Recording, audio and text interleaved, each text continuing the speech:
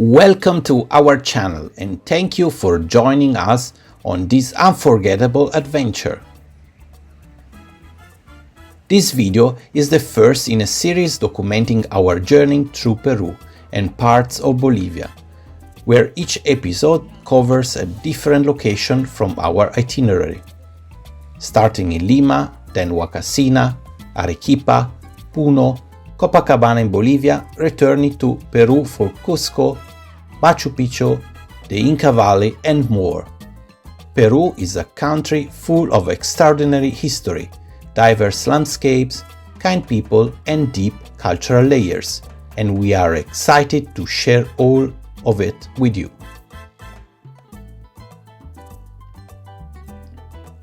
Our first stop was Lima, a city founded in 1535 by the Spanish conquistador Francisco Pizarro and today home to nearly 10 million people.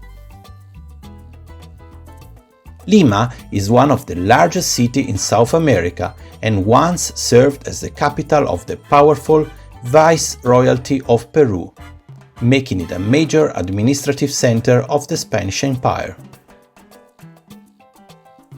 You can feel this history the moment you step into Plaza de Armas, the center of the historic district and the official birthplace of the city.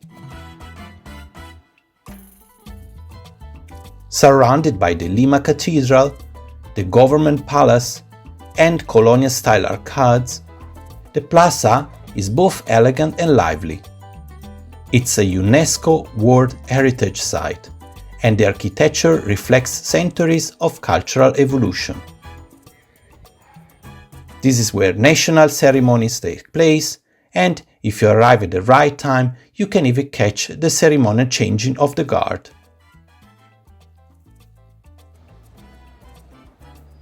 From the plaza, we walk to the former train station, now a museum. This old station was once a hub for passengers and goods moving across the region, demonstrating how railways helped connect Peru's coastal cities and inland towns and mining areas. The station-turned-museum preserves parts of its original structure, while offering exhibits on transportation history and Lima's industrial development.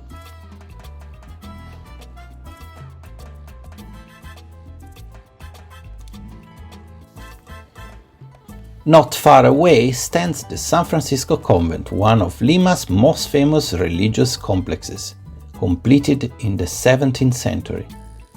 Inside you'll find ancient Spanish and Latin manuscripts and beautiful Moorish-style architectural details.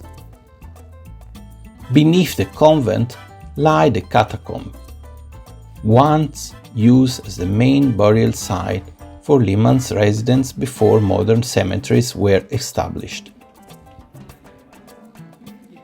Walking through these underground chambers is a haunting and fascinating experience that reveals how people lived and died in colonial times.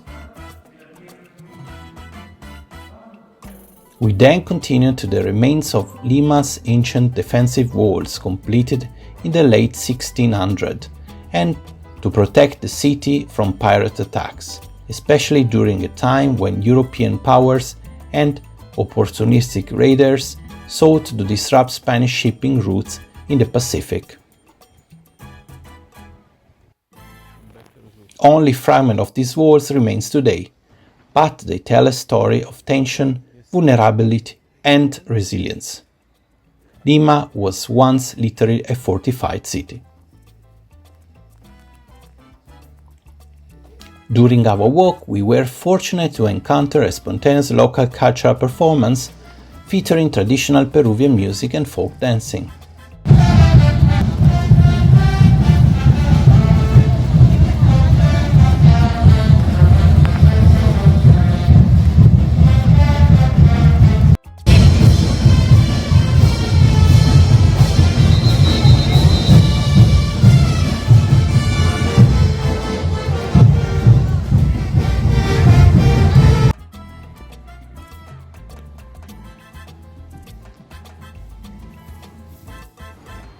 To get around Lima, we use the bus-based Metropolitan Transit System, known as the Metropolitano. It operates on dedicated lanes similar to a metro system and is one of the fastest ways to move through Lima's dense traffic.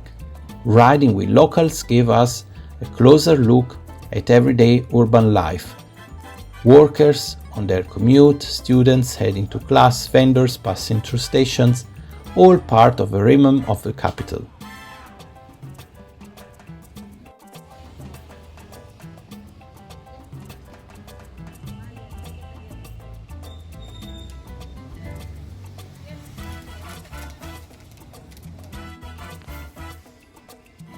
Our home base in Lima was the INCAS Hotel, which offered us comfort-friendly service and a rooftop pool.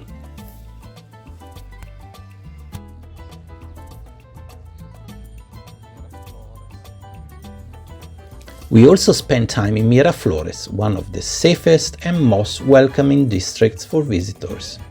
Known for its parks, upscale dining, and scenic ocean views, Miraflores shows modern Lima at its best.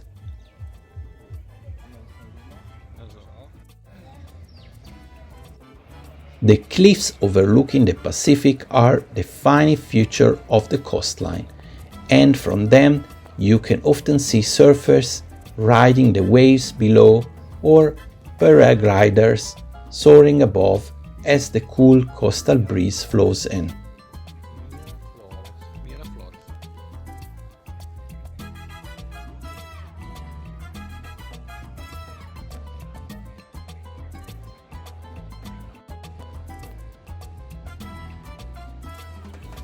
We visited a cliffside open-air mall which blends beautifully with the rocky terrain, offering restaurants and viewpoints that stretch over the ocean.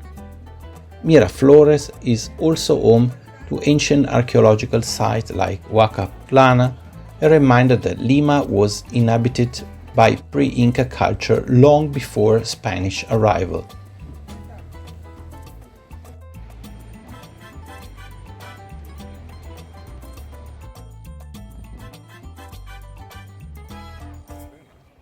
On the morning of our third day, we boarded a bus heading south to Ica and the desert oasis of HUACACHINA, a place of sand dunes, adventure sports, and stunning desert landscapes.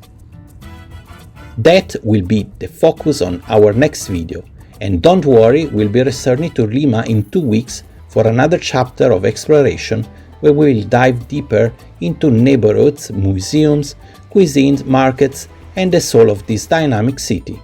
Thank you for traveling with us. Stay tuned, stay curious, and let's keep discovering Peru together. Goodbye. Welcome back to our channel. On day 3 of our journey, we arrived in HUACACHINA, the famous oasis in the middle of the Peruvian desert. It's a tiny village surrounded by enormous sand dunes, and the moment you arrive, it feels almost unreal, like stepping into a movie set. Palm trees, shimmering water, and golden dunes stretching to the horizon.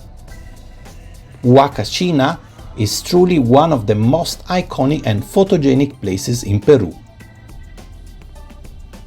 We checked into Hotel Samana, a beautiful spot with an amazing pool, a laid-back bar, and incredible panoramic views of the dunes right from the property.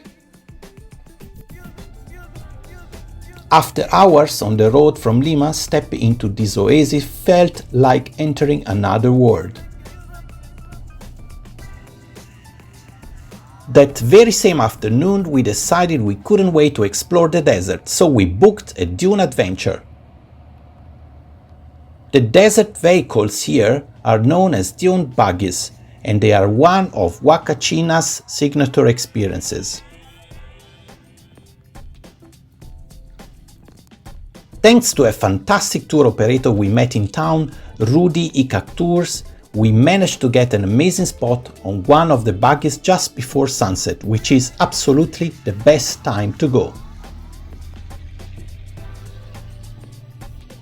The moment the engine started, we knew we were in for something special.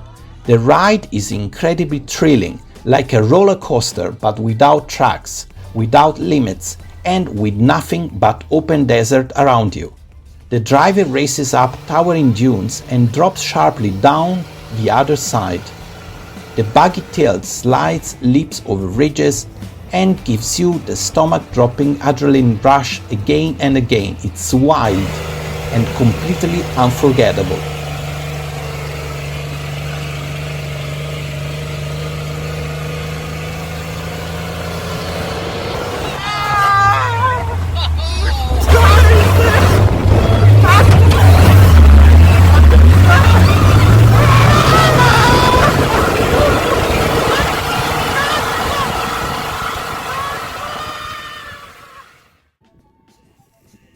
And the adventure didn't stop there. After racing across dunes, we also tried sandboarding, one of the most fun and popular activities in HUACACHINA.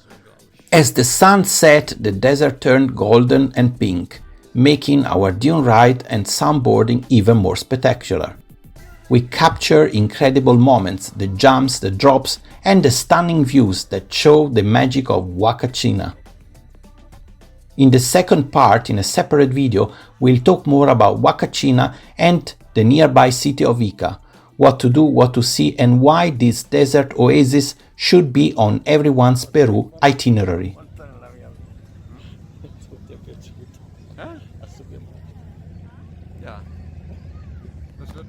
Inside the boat. Inside, esto no? Or Like this or up. Up. No with the sun because it's Okay. dangerous. Eh? Okay.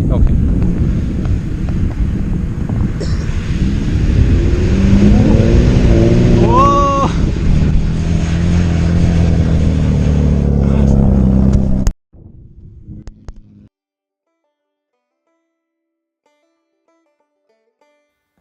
Welcome back to part 2 of our HUACACHINA experience.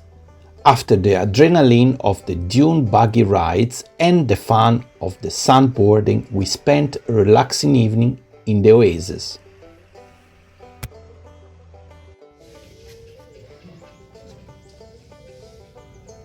We grabbed some food, enjoyed a delicious cocktail at the hotel bar, and then went for a peaceful stroll around HUACACHINA. At night, the oasis feels almost magical.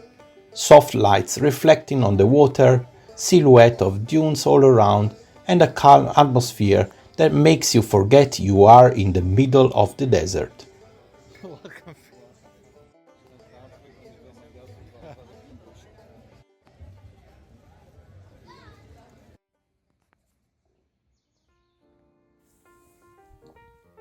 The next morning we woke up early to explore HUACACHINA on foot.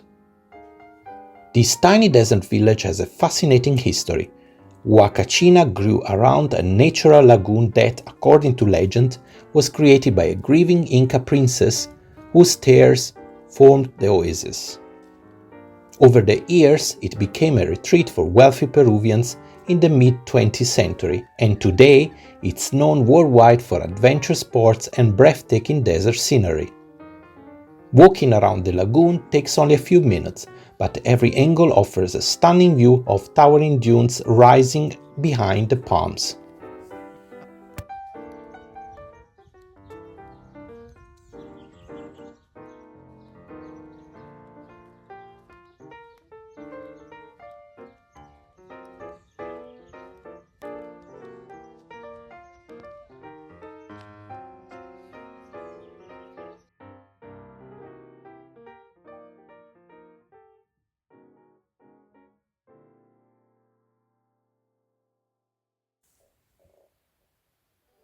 After our morning walk, we took a taxi to the nearby city of Ica, just a short drive away. Ica is much larger and it's famous for its warm climate, vineyards, and pisco production. It's a lively regional capital with busy streets, markets, and local shops that give you a true sense of daily life in southern Peru. One of the highlights is the Catedral de Ica, the city's main church, a historic and symbolic building that has endured several earthquakes, yet remains a central part of the community's identity.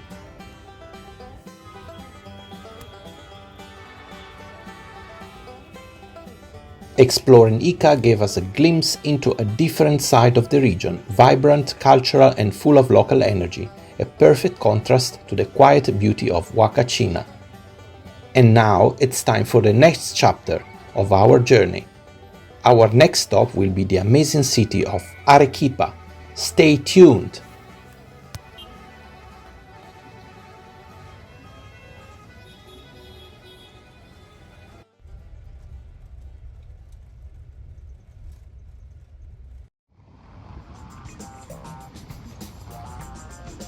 Welcome to Arequipa.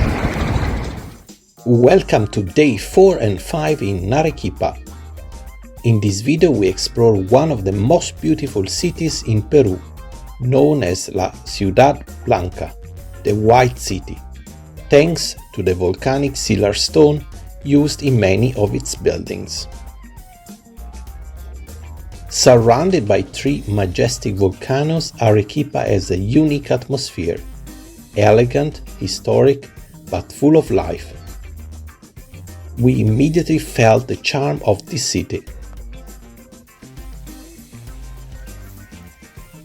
We stayed at Hotel Terra by Refugio Ecológico, a comfortable and centrally located hotel. From here we could easily walk to all main attractions, making it a perfect base for our stay.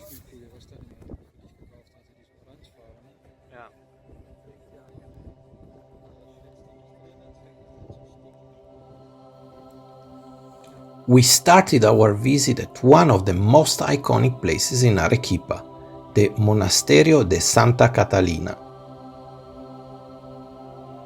This is more than just a monastery. It's a miniature city inside a city with colorful streets, courtyards, chapels and cloisters. There is much history and detail inside that we dedicated a separate video entirely to Santa Catalina. It truly deserves it. After the monastery, we continued strolling through the historic center, making our way to Plaza de Armas. This square is the heart of Arequipa, framed by elegant arch colonnades and dominated by the cathedral, one of the most impressive churches in Peru. The plaza is always lively, locals chatting on benches, families, visitors and the sound of fountains. From every angle you can see the surrounding volcanoes in the distance, a spectacular backdrop that adds magic to the scene.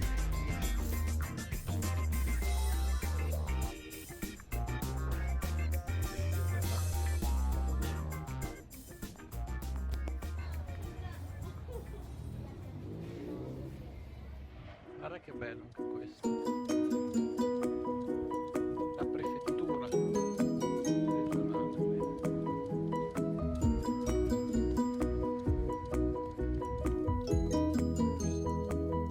We also visited Casa Arrospide, a historic house with beautiful architecture, inner courtyard, and well-preserved details that show what aristocratic life once looked like in Arequipa.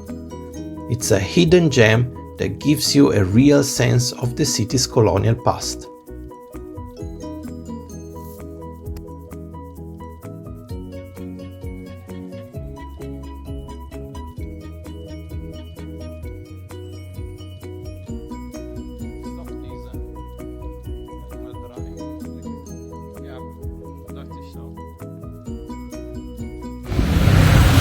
La casa del Moral.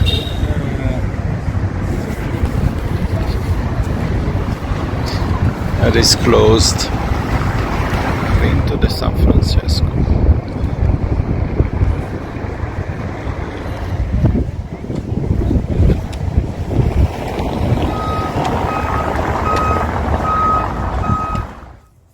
Later we continued our walk up to Convento La Recoleta. This Franciscan complex contains peaceful cloisters, a library and small museums. The atmosphere is quiet and reflective, perfect to step away from the busy streets. There is much more to tell about La Recoleta, so we will make a separate video dedicated to it.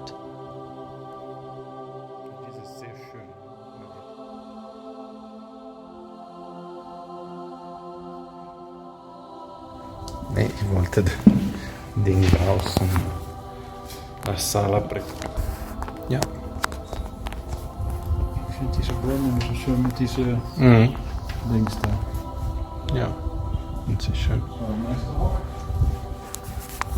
La capilla conventuale.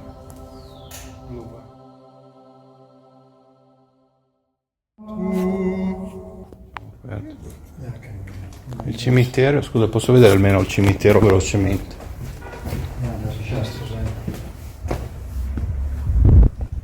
Il cimitero. Cemeterio, wat kijk je dan?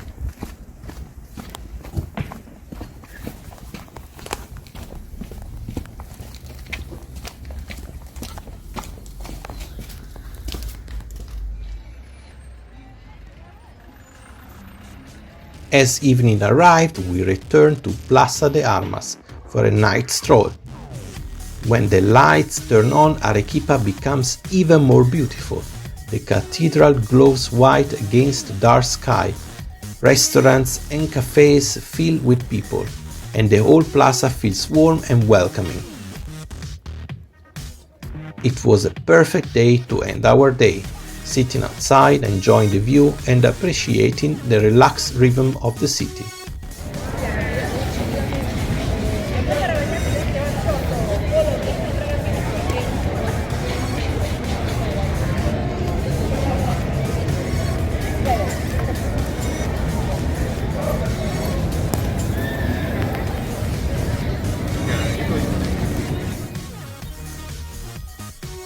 Arequipa made a wonderful impression on us, full of history, architecture and atmosphere. In the next part of our journey, we continue discovering what makes this city so special. Thanks for watching. Goodbye.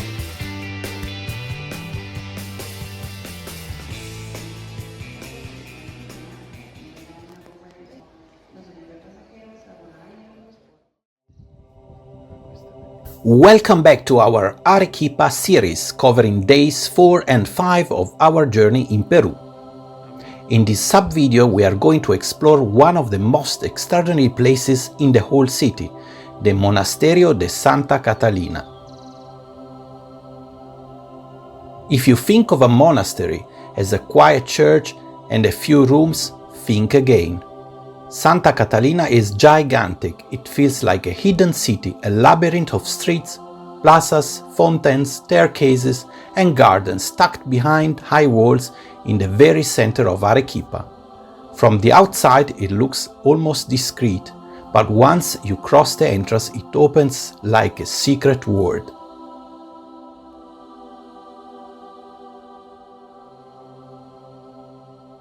The first impression is pure wonder. Everywhere you look, there are intense colors: deep blue, warm terracotta, bright red, white archways, shadows. The light here is incredible. In the morning, the walls glow. In the afternoon, the passages fill with long lines of sun and shade. Every angle looks like a painting. You can walk slowly, and every few meters something surprises you. A doorway, a pot of geraniums, a fountain bubbling softly. It truly feels like walking inside a movie set of ancient Mediterranean town.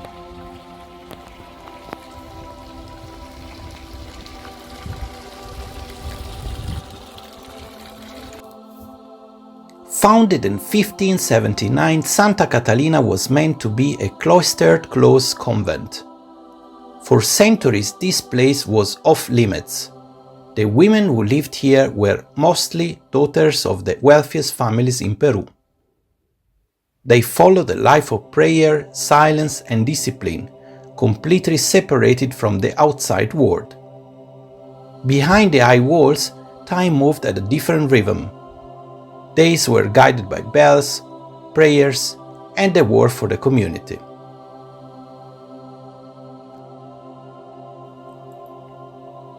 Walking through the site today, you can still feel the isolation. You pass through the Patio del Silencio, the courtyard of silence, where the colors soften and the architecture becomes more sober. Here the nuns prayed, read, and meditated.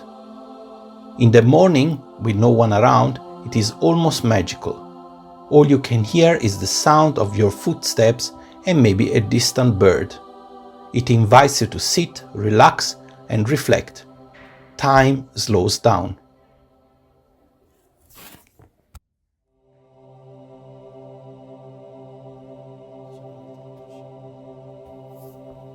From the courtyard, small alleyways lead into different areas: kitchens, storerooms, laundry spaces, corridors lined with clay pots. The old kitchen still has its ovens and stone counters, showing how meals were prepared long before electricity. The laundry patio features circular stone basins, where water used to flow from channels above. You can easily imagine the women washing clothes and talking quietly as the sun warmed the stones. The cells, the bedrooms of the nuns, are simply yet full of character. Each room has a small bed, a prayer table, a cross, and a little window. And yet some cells were surprisingly spacious, especially for those from wealthy families. In some rooms, you can still find paintings, antique furniture, and personal objects. It reminds you that life here was not just spiritual, it was also domestic, emotional, human. The monastery had its own micro-society with rules, hierarchies, and habits.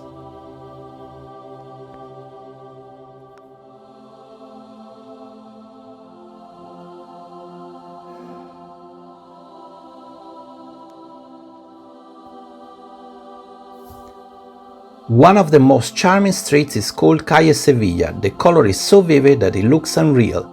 You walk down the street, turn a corner, and suddenly arrive in a bright red patio, where arches frame the sky and plants spill from balconies. It feels like traveling across countries in a few steps.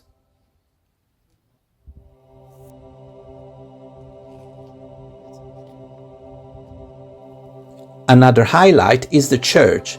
Inside, everything becomes quiet and solemn.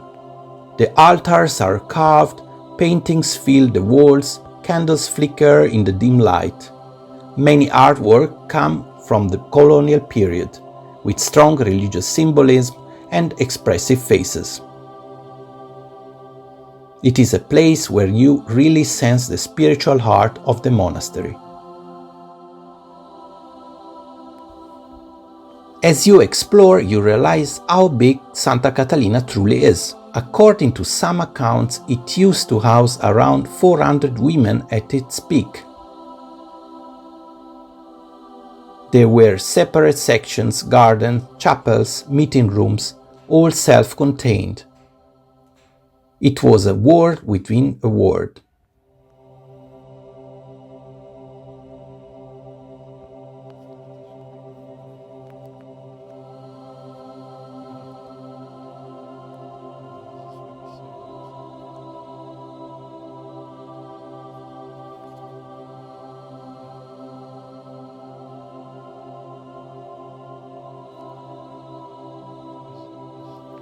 Only in 1970 did the monastery open to the public.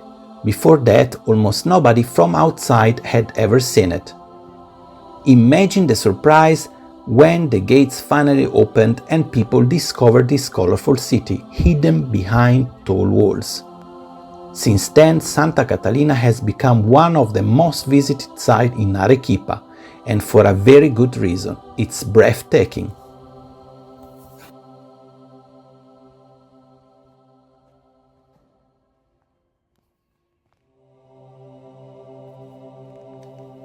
What makes it so captivating is not only the architecture but the feeling. You walk, you get a little lost, you turn around and suddenly you are in a new space with new colors and textures. The labyrinth effect is real and wonderful. You do not want to hurry, you want to slow down, breathe, and take it all in.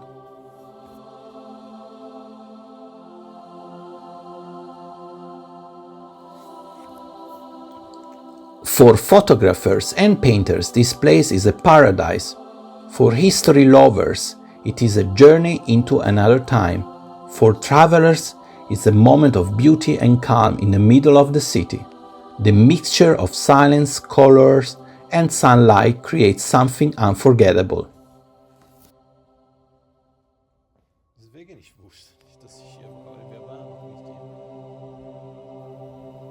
If you visit Arequipa, you absolutely cannot miss Santa Catalina.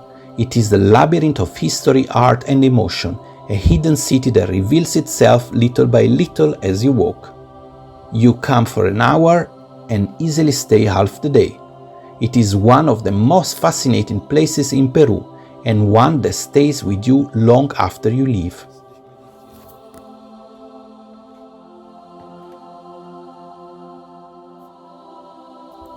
In the next video we will talk about another fascinating place in Arequipa, the Convento de la Recoleta. There is so much to see, so many stories to share, and we can't wait to bring you along. See you soon! Goodbye! Welcome back to our Arequipa series. This is part 3 of day 4 and 5, and in this video we will take you to another fascinating place, El Convento de la Recoleta.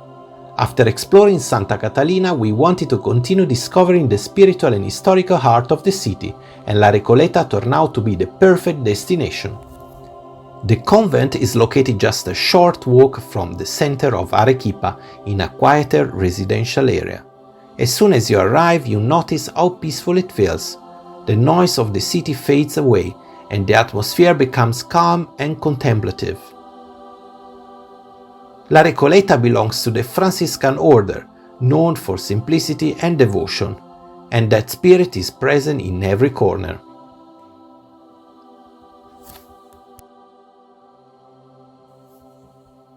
We entered through a large wooden gate and immediately stepped into a world of stone corridors, arches, courtyards, and gardens.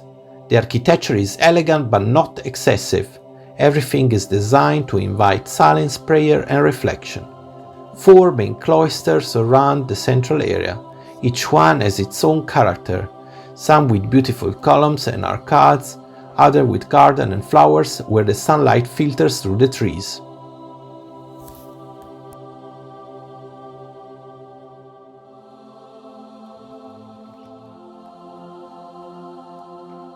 Another interesting area is the small museum, which preserves ethnographic collections and religious art. There are maps, archaeological pieces, paintings, and objects from different regions of Peru, including the Amazon. These collections remind us that the Franciscan order also traveled and worked with indigenous communities far from Arequipa.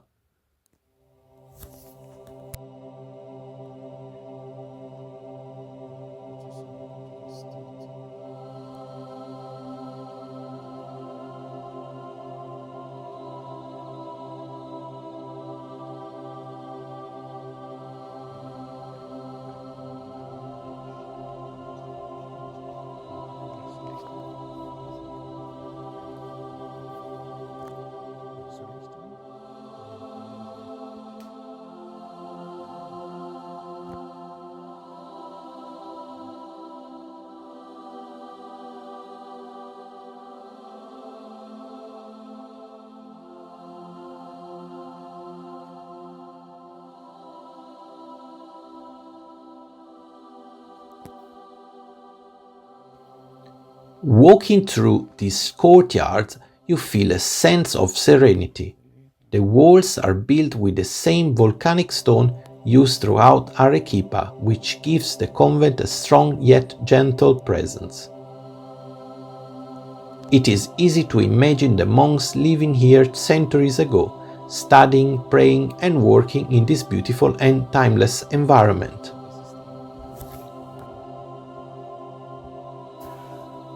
One of the most surprising parts of La Recoleta is its library. It holds thousands of ancient books, manuscripts, and documents, some of them dating back to the early colonial period. Leather-bound volumes line the wooden shelves, and the air smells of paper and history. For anyone who loves old libraries, this room alone is worth the visit.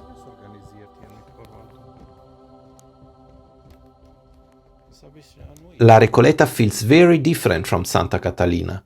While Santa Caterina is colorful, large, and almost like a little city, La Recoleta is quieter, simpler, and more intimate. It is a place where time seems to move slowly, where you can walk calmly, sit in the shade, and enjoy the silence.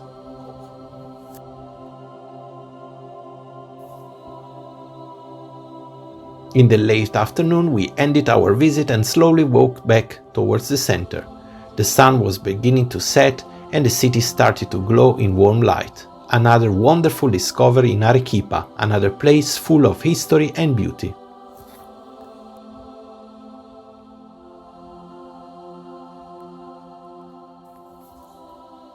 In the next video, we will begin our journey to Puno, traveling across some of the most beautiful landscapes in southern Peru.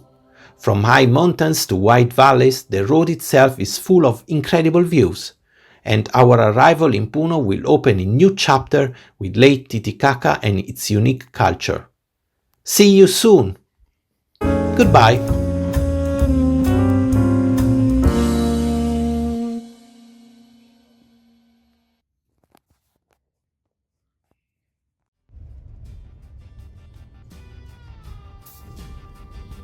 Welcome to day 6 of our adventure in Peru. Today we travel from Arequipa to Puno, crossing the Andes through some of the most spectacular high-altitude landscapes we have seen so far. The road is long, the air becomes thinner, and every kilometer brings new views.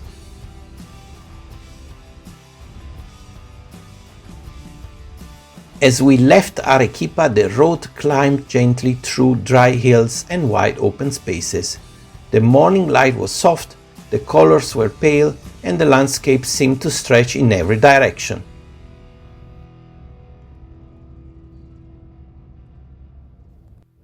At around 3,885 meters, the landscape opened even more, and we could already feel that the air was getting thinner. The views were vast and empty, with only grass, rocks, and mountains in the distance. Near 3,985 meters, the scenery became wide and quiet. Long straight road, yellow grass, and no towns in sight, just us and the Andes. At 4,027 meters, the mountains started to dominate the horizon. The colors were stronger and the air cooler. You could really sense the scale of the high plateau. Once we reached 4,430 meters, the altitude finally became noticeable. Breathing was different, and even standing up from the seat on the bus required a slow breath. It wasn't fatigue, just less oxygen in the air.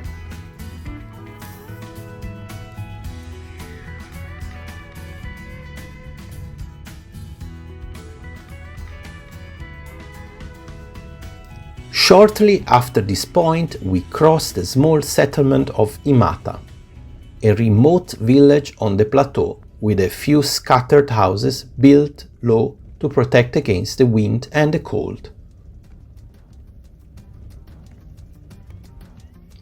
Only a few hundred people live here, mostly herding alpacas and llamas. Life at this altitude is simple and tough, but peaceful. Passing through Imata gives a glimpse of a community shaped entirely by the mountains.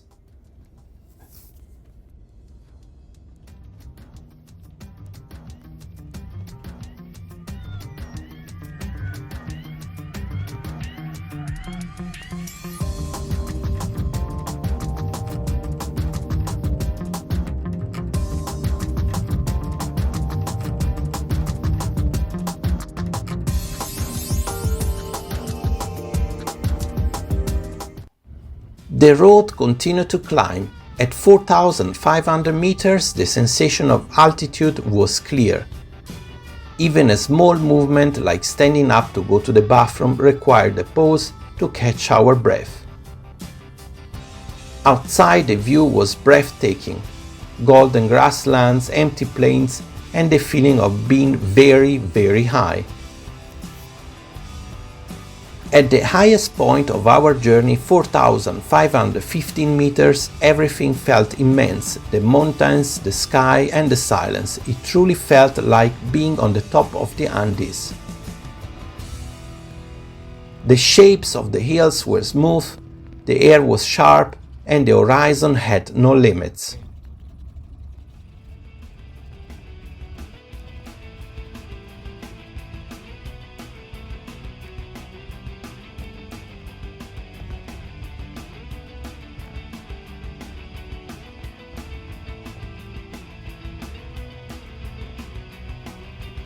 As we approached Puno, the road slowly descended and the light became warmer. The sky turned orange and pink, and the mountains glowed in the evening sun. It was a beautiful end of a long day on the road.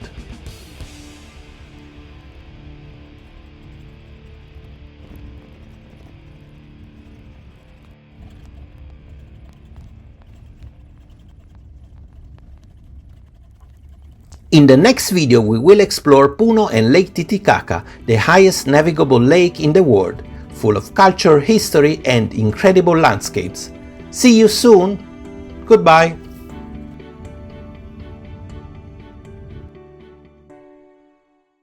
Welcome to Puno. Yo. Welcome to day 6 of our adventure in Peru. After the long journey across the Andes, we arrived in Puno, right on the shores of Lake Titicaca. The air is clear, the altitude is high, and the views over the water and the mountains are spectacular. For our stay, we chose Sonesta Posadas del Inca, a beautiful and peaceful hotel located directly on the lake. The property is just outside the busy city center of Puno, so it is quieter and relaxing, but still close to everything. The garden is one of the highlights: green grass, colorful flowers, and open views over the water. From here, you can watch the light change on the lake from the morning to the evening. It is a perfect place to slow down. There are several pavilions in the garden where we ate our meals. We tried a traditional Peruvian dish, lomo salteado, and it was quite delicious. The food was great, the service friendly, and eating outdoors with the mountains in front of us was a real pleasure. The garden is very well cared for and full of life. We saw families of cuy, also known as guinea pigs. They wander around the grass and they are very sweet to watch. The name in English is funny because they are not from Guinea, and they are not pigs. The story goes back to early European traders. Back then, many exotic animals were labeled as coming from Guinea, meaning simply a faraway land, and the little squeaking sound of this animal reminded people of pigs, so they became guinea pigs. In Peru, they are called cuy, and they are part of the culture of the Andes. We also saw alpacas walking calmly in the garden. Seeing these animals so close adds something special to the stay. It feels like a little nature sanctuary by the lake. Because of the high altitude, we spent the first hour resting and taking it easy. It is important to give the body time to adjust, drink water and move slowly. Sitting in the garden, breathing the cool air and looking at the lake was the perfect start. Later, we explored the city. We visited the local market, full of colors and activity. There were fruit and vegetables, different types of potatoes, cheese, bread, clothes, textile, and handmade items. It was lively and full of local life.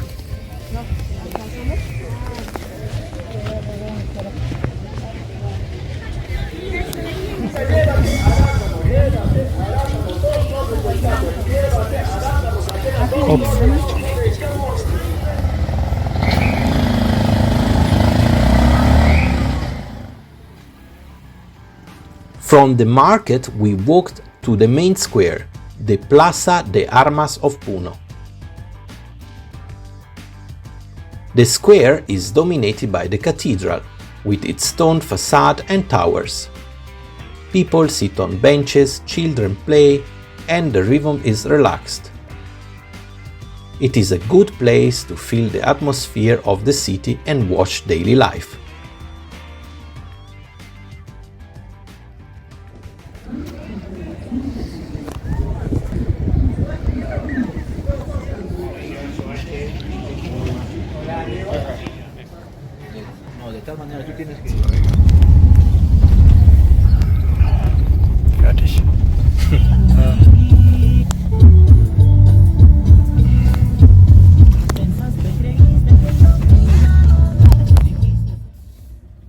The next morning we went down to the harbor. This is where boats leave for one of the most unique experiences on Lake Titicaca, the floating islands of the Urus.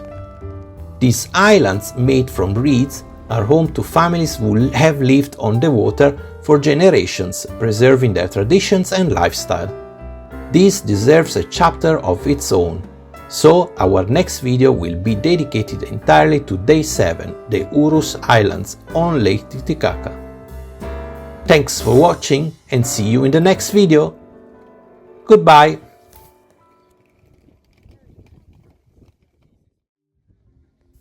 Welcome to Day 8 of our adventure in Peru.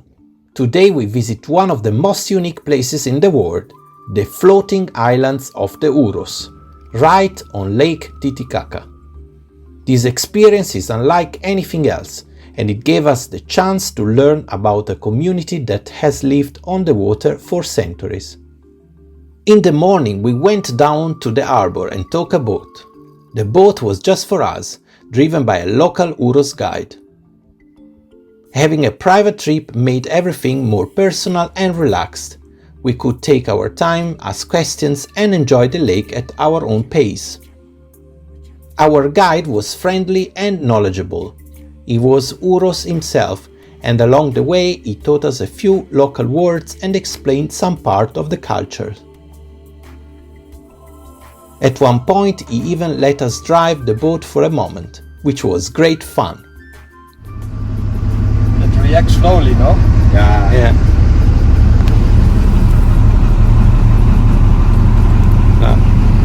Hey, not hello. Misarakis. Hello. Waliki. Waliki means I'm fine. I had 50 years ago. The tourists arrive here, take the cameras, make the photos, make the videos.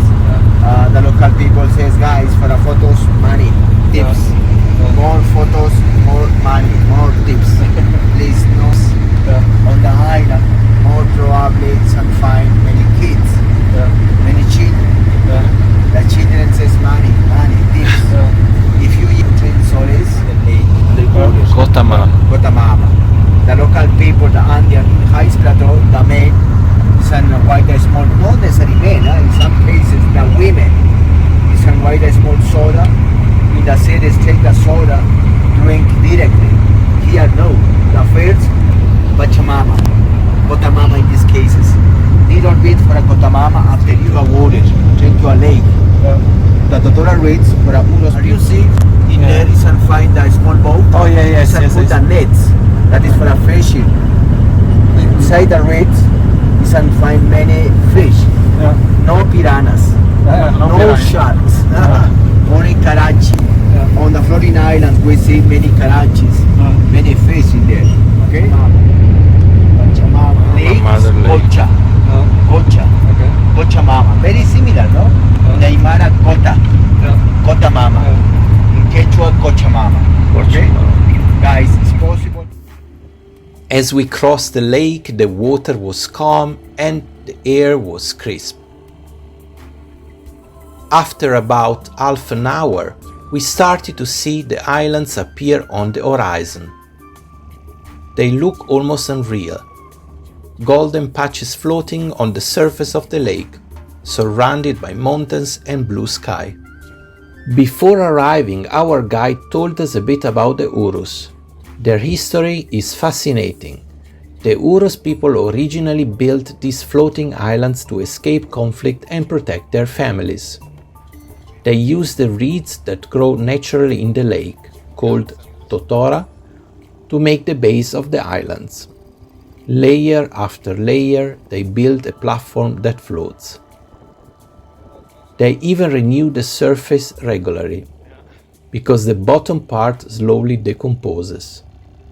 Everything is made from reed: the island, the houses, the boats, and even some of the furniture. It is an amazing example of adaptation and creativity.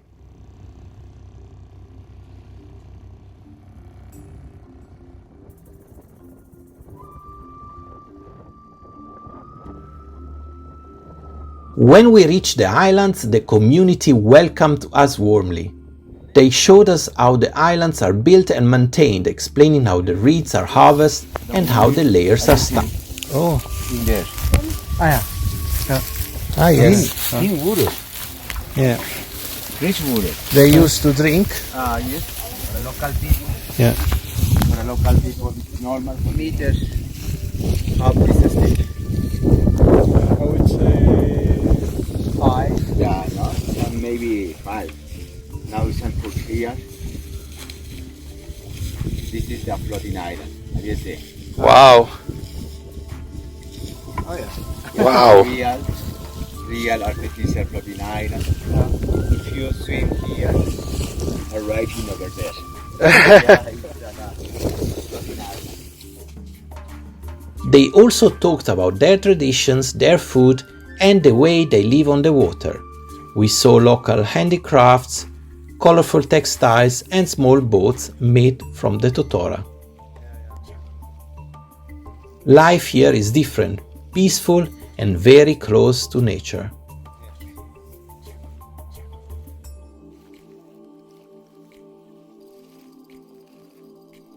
And many now, if you see condor only in Arequipa, Volca Canyon.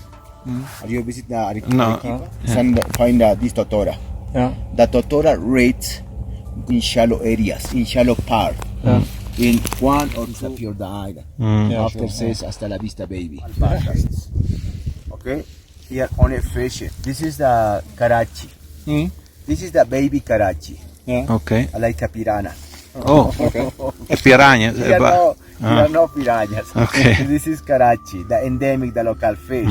Okay, it's an the yellow one and white color. That is the same karachi. Okay, it's karachi. A normal size grow up until 15, 12 or 15 centimeters. Okay, this is the tourist. This is the tourist, right? Yeah, you arrive like you in 1960. Okay. You arrive here at the Titicaca Lake. Now live from Argentina. Oh wow. It's an kingfish. Yeah. Pejerrey from Argentina. Yeah. Also, the other tourists, the king. This is the trout. L'ho trovata. The trout is from Furele. Furele. Furele is from Canada. Canada. That is the rainbow trout from Canada. Yeah. Also in 1950 arrived here. Now live here. It's many jureles. Furele or jurele? Furele. Furele. Furele. Furele. Or jurele. Furele. Furele. In Deutsch? You can find the other activities, the hunting the local birds. This Okay. is the local chicken, local dried meat. Also about the fish, you know, this is the same karachi. Okay, and pick up the Indian eggs. The Indian eggs are very important here. And that is only for it. Slowly, Long. Yeah. 1 month. 1 month. 1 month for to make that handicraft. Finish work. Wow. Beautiful. Yeah. Here, geology, condor, human snake. The tree level is very important. With the name. Walking on the island is a special sensation, soft, a bit springy under your feet, as if you were walking on a giant mat. Thank you. Nice. Wow, nice. Sit? Okay.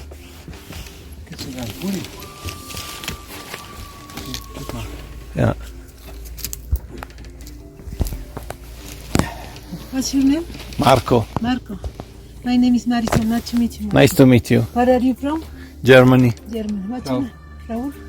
Marisol. This is my husband named Junior. This moment for the fishing.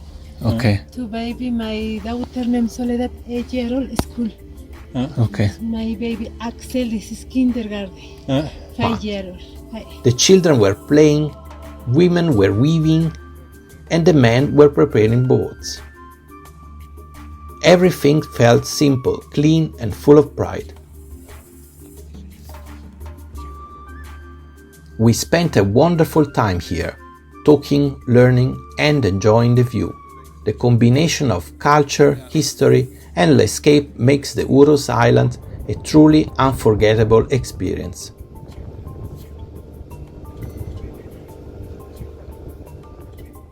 In the next video we will continue our journey to another country. Day 9 will take us to Bolivia, to the town of Copacabana, still on the Lake Titicaca and just a few hours away by bus. Thanks for watching and see you in the next video. Goodbye!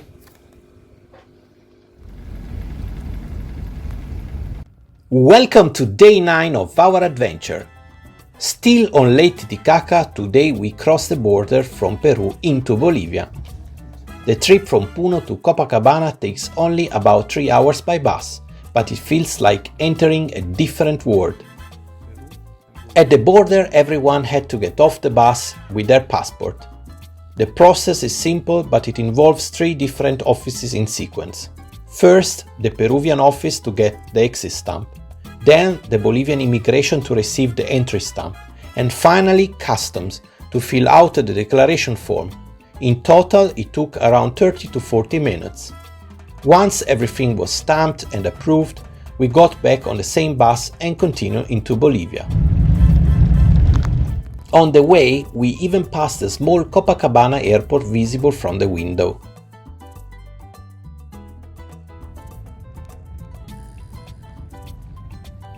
We arrived in Copacabana around midday and walked uphill to our hotel, Hostal Las Solas. This place is amazing.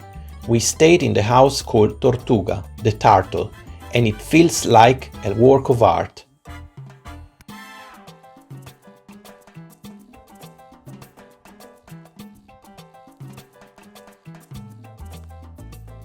The house has 2 floors.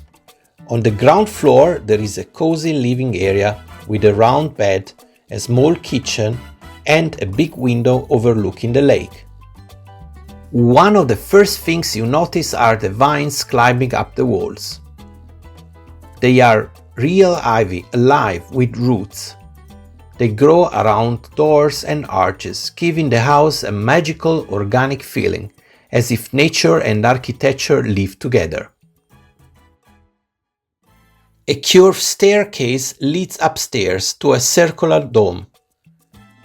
Here there are hammocks hanging between the walls, another bed, a second entrance that connects to the outside through a little bridge, and large windows that frame the lake like a giant photograph.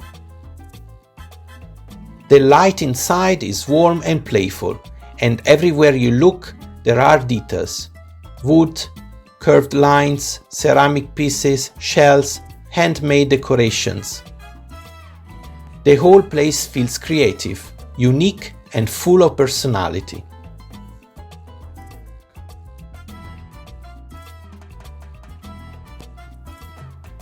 Outside the garden is just as impressive.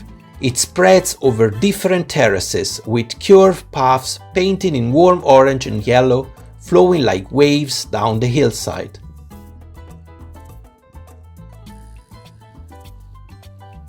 There are big rocks, flowers, hammocks and stone tables. From the top the view of Lake Titicaca is incredible. Deep blue water, boats floating, mountains all around, and the town of Copacabana below. The style reminded us of Gaudi's Park Güell in Barcelona. Colorful, artistic, playful and perfectly integrated with nature. It is a place where you can walk, relax take photos or simply sit and look at the lake.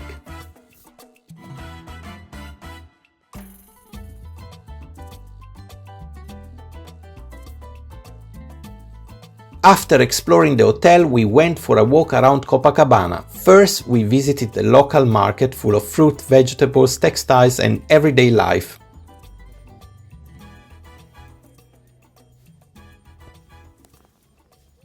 Then we reached the main square.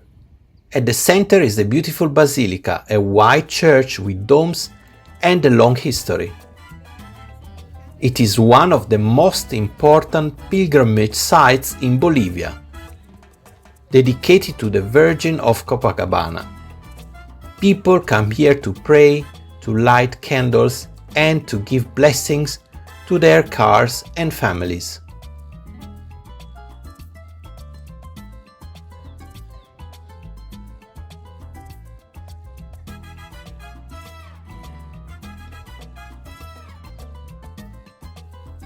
Nearby, we discovered a small food market with street food stands, pots steaming, fried snacks, soups, simple dishes full of local flavor.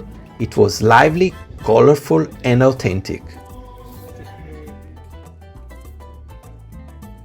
Finally, we walked down the lake shore.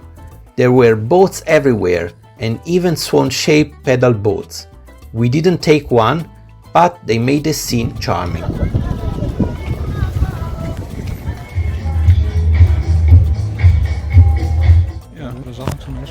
Ja.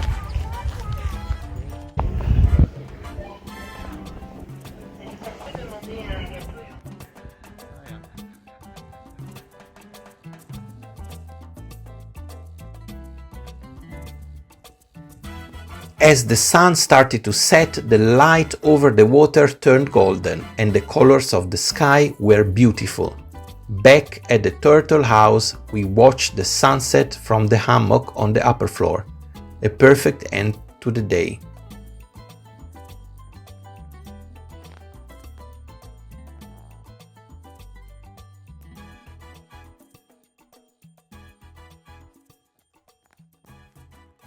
Tomorrow we will return to Puno for day 10. From there, we begin an amazing journey to Cusco along La Ruta del Sol, stopping at some of the coolest places between Puno and Cusco. Stay tuned and goodbye for now. Welcome to day 10 and 11 of our adventure and welcome back to Peru. After our amazing days in Bolivia, we returned to Puno and decided to spend day 10 relaxing. The altitude here is still very strong, so we took it easy. We rested, walked slowly, drank a lot of water and enjoyed the views of the lake. In the evening we stayed at the hotel and spent time by the fireplace. It was warm, quiet and perfect to recharge our energy before the next adventure. Day 11 started very early, at 5 o'clock in the morning, still dark outside. We took a taxi to the bus terminal in Puno. Here they call it Terra Puerto, which means airport. And it really feels a bit like that. You check in your luggage, you wait for your boarding call, and then you walk through a gate to your bus. For this part of our trip, we enjoyed an Inca Express tour. Normally we don't travel with tours, but this one is exceptional and very well done. We wanted to see the most important sites between Puno and Cusco without having to spend several nights along the way, because we preferred to have more time later in Cusco and Machu Picchu. The guide was extremely knowledgeable, friendly and very passionate. We learned so much about Peru, history, culture, mythology, food, tradition, everything. Our first touristic stop is in Pucará Museum. It is a small museum, yeah, but it's interesting. So you will see some potteries, stone sculptures. All the objects inside the museum belong to the different pre-Incas civilizations that developed in the Andes, in the high plateau. So our first touristic stop museum. Second stop is in La Raya, the highest pass in our trip for today. So you know that the elevation here in Puno is like 3,800 meters, but the elevation in La Raya, the highest pass for today, is 4,338 meters above sea level. So there is a stop just for the pictures. No, it's like 14,000 feet. We will see some mountains, see, we are lucky we can see some llamas and alpacas, because at that elevation is the natural habitat of these South American cameloids, llamas and alpacas. That is our second stop. The third stop is in Marangani, the restaurant. Today we have a buffet lunch. It's buffet lunch, it's local food. No, that it is good. And lunch is a little bit early. It's around 11:20, maybe 11:30. And this is because Marangani is the biggest town along the way. So it's the only place where we can get where there are the restaurants. On your right side you can see Puno. Al lado derecho ahí está la ciudad de Puno. And you will have a nice view of Titicaca Lake. Vamos a tener una vista muy bonita también del lago Titicaca, ¿no? A vuestro lado derecho. Here there are some trees, no? Because around the lake there is some special environment, special microclimates, because of the evaporation. Entonces tenemos algunos árboles, pues porque alrededor del lago tenemos un microclima especial, no es por la evaporación. Stuff in Rakti, Inca site. It was like a small town for the Incas, has many sectors, so there is a houses area, farming area, religious sector, no? That place is very important because there the Incas, they worship their main god, that was called Huiracocha. So we will see the foundations of Huiracocha's temple. It was a huge temple, And the fifth stop, the last touristic stop, is in Andahuaylias, is the church that we call the 16th Chapel of America. It is difficult to try to compare, but it is a beautiful church from 17th century, no? Inside we will see some mural paintings, canvases, altar pieces, no? In Andahuaylias church, it isn't allowed to take pictures, And finally, if everything is okay, we have to arrive in Cusco around 5:20. Okay? This is a small group, There is just 13 of you, It's gonna be like a private service. So the gasoline is bring from Bolivia and is cheaper, okay?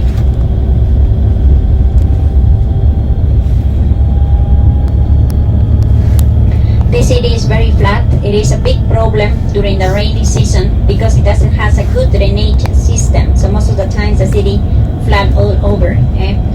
And Juliaca is like a point connection between three cities in Peru: Cusco, Puno, and Arequipa. So by bus, always we have to cross through this city, Juliaca. Okay, and it's very important because the airport of all Puno region is here. It's the Manco Cápac Airport.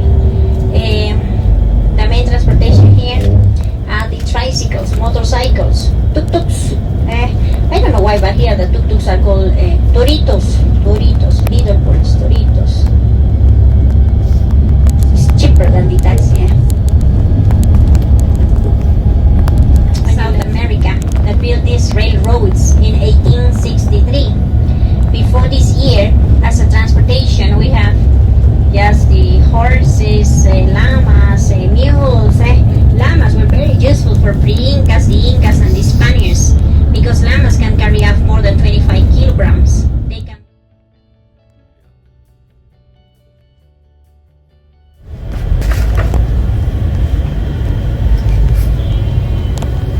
You can see part of this local market on your left side. A la izquierda, miren, ahí está parte de ese mercado.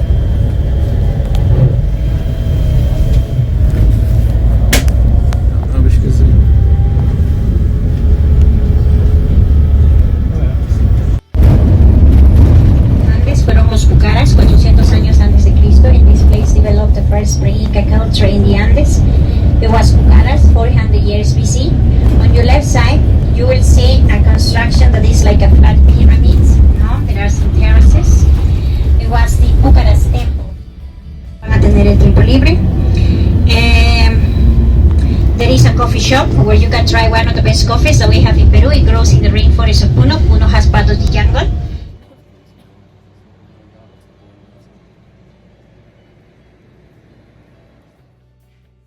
In this timeline, see the different pre-Inca cultures that developed in the Andes. So this is in Peru, and here is around the world. Our first stop was Pucara. This small town is famous for its ceramic traditions, especially the Toritos de Pucara, the little ceramic bulls that you often see on the rooftops all over Peru. They symbolize protection, prosperity, and fertility. The archaeological site here contains ancient ruins and sculptures on the Pucara culture, one of the oldest civilizations in the region. The small museum was very interesting and gave us a chance to understand how life was in the highlands long before the Inca Empire.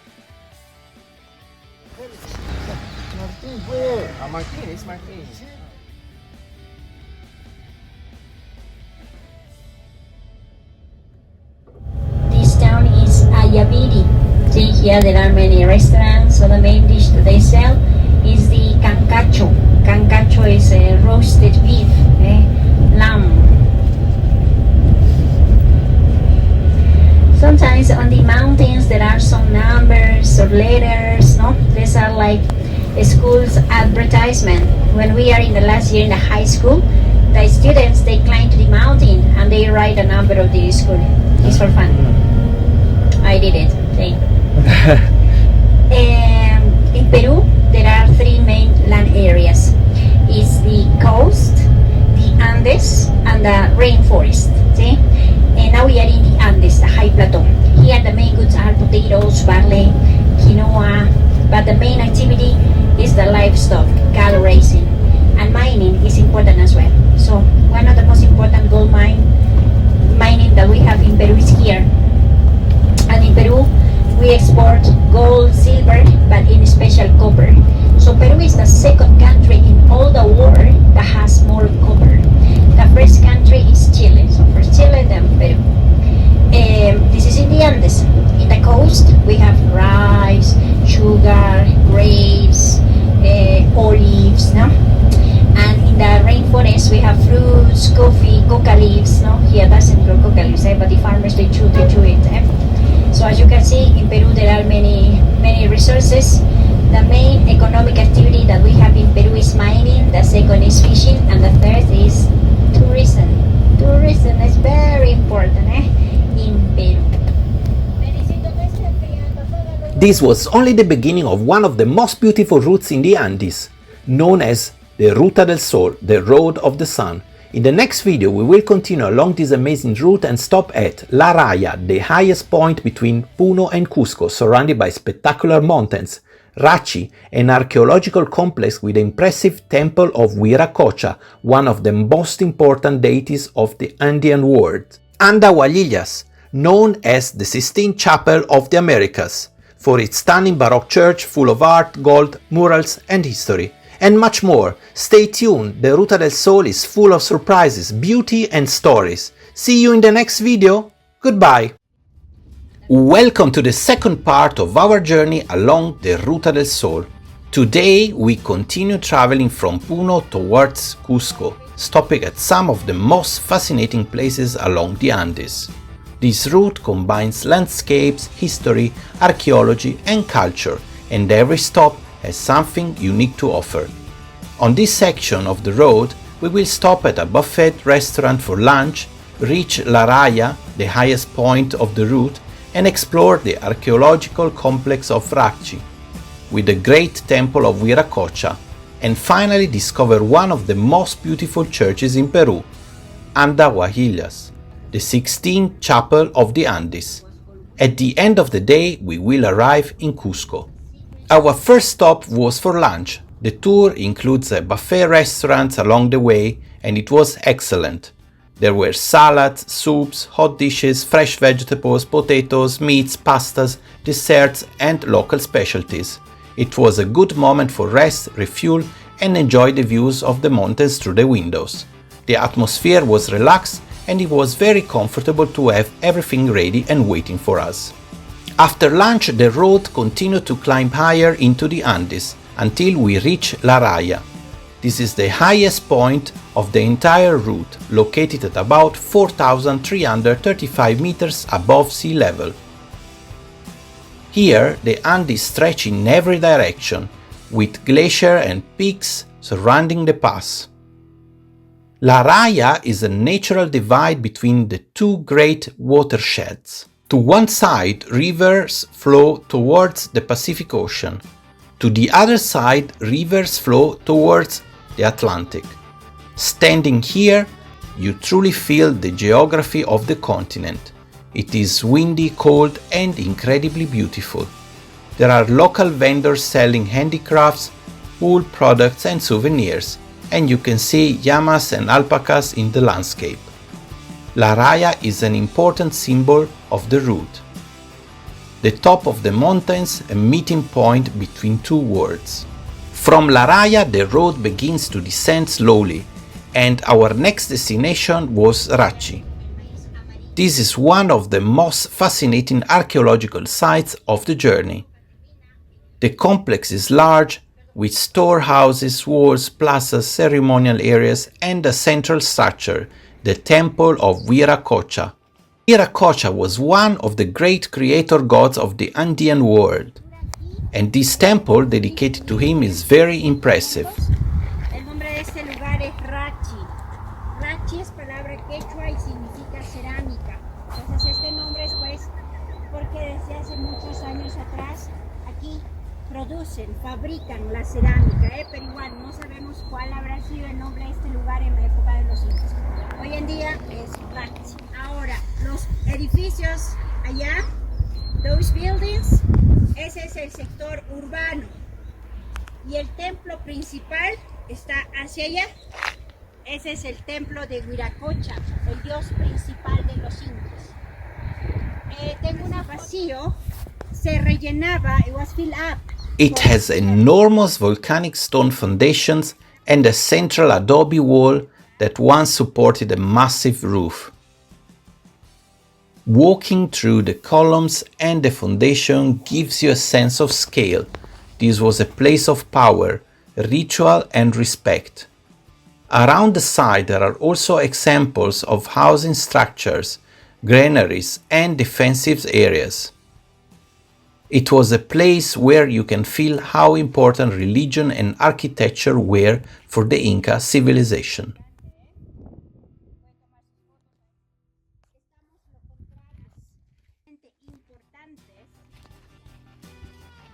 Next to Rachi there is also a church, simple and rustic, with paintings, wooden altars, and images that show the fusion of Andean and Catholic traditions.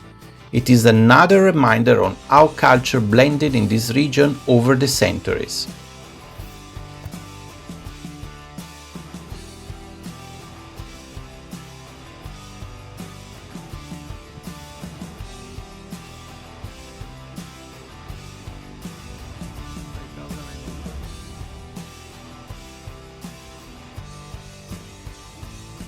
Our final stop of the day was Andahuaylas.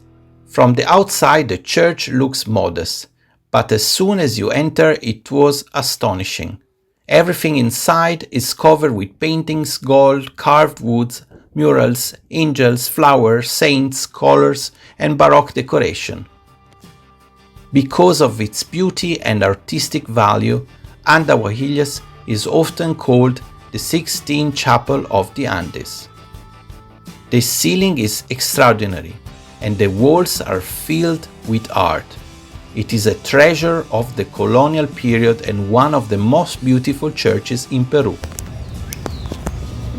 Guarda, c'è un occhio, un occhio.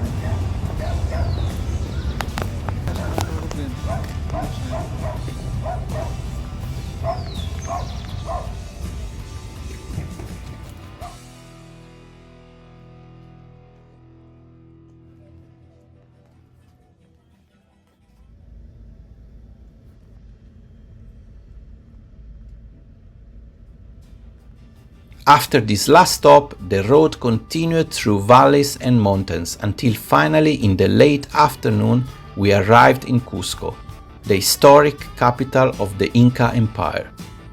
The city welcomed us with light, energy, and history.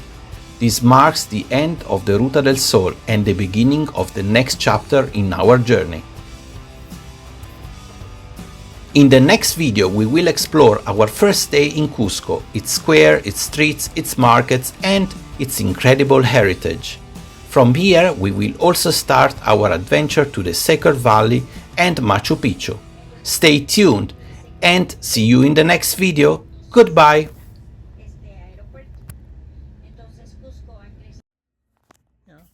Welcome to day 12 of our adventure and welcome to Cusco. This will be part 1 of our exploration of the city because there is so much to see here that one video is not enough.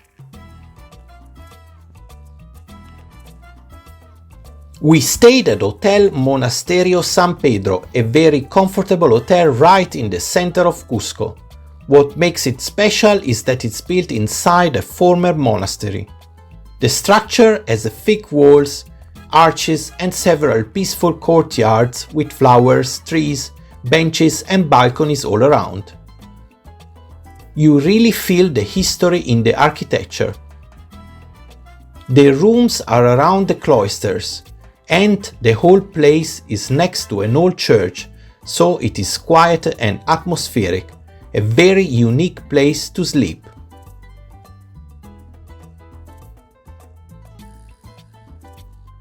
Right outside the hotel there is a church next door, with a stone facade and the typical colors and style of Cusco.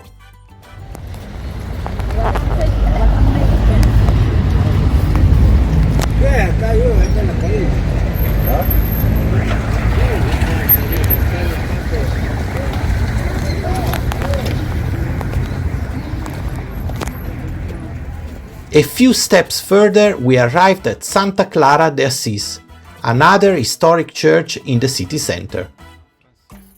From there we walked through the streets full of life, market stalls, people and traffic, and soon we reached Plaza San Francisco, an open square with a large church and a beautiful stone portal. It is a place where students gather, families sit on benches, and you feel the daily rhythm of the city.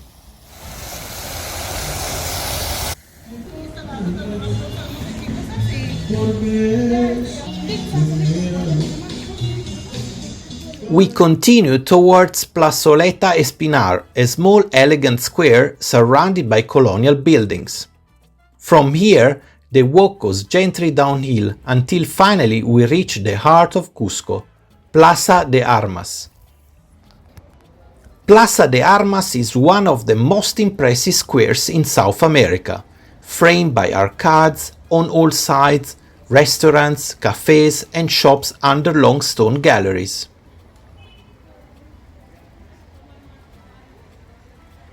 On one side of the square stands the majestic Cathedral of Cusco, and on another side rises the Compañía de Jesús. Their facades and towers overlook the plaza, and together they create a striking urban scene. The atmosphere is lively from morning to evening, musicians, locals, visitors, and the view of the mountains around. We spent some time here just walking, looking and enjoying the energy of the place.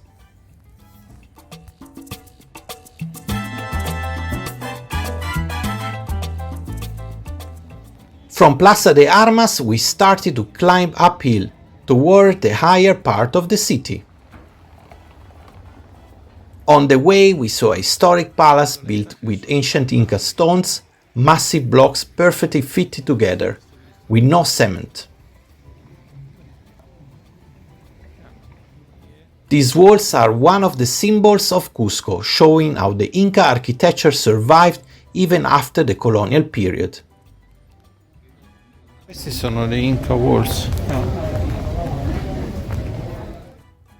We continued up to San Blas, one of the most beautiful neighborhoods of Cusco.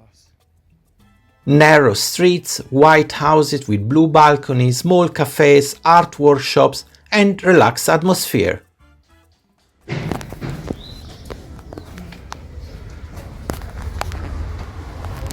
Plaza del Blas.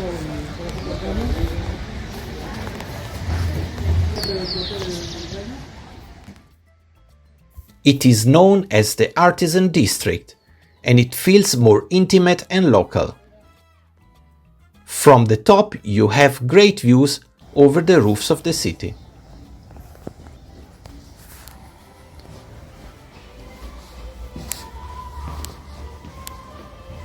Wow.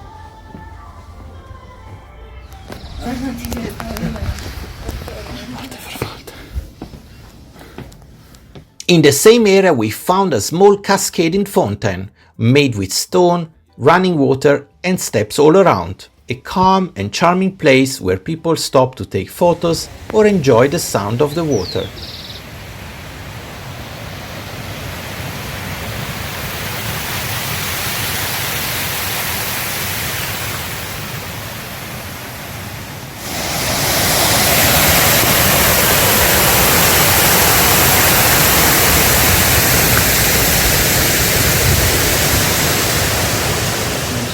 After exploring the upper neighborhoods, we walked back down to Plaza de Armas.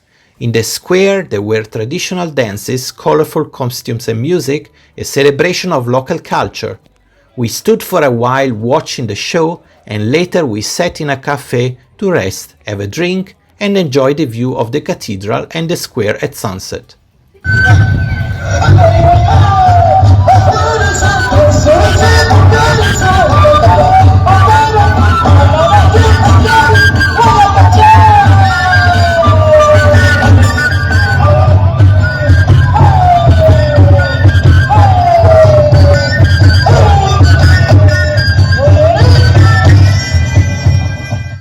This was only the beginning of our time in Cusco. In the next video, Cusco Part 2, we will continue exploring the rest of the city before starting our journey to Machu Picchu.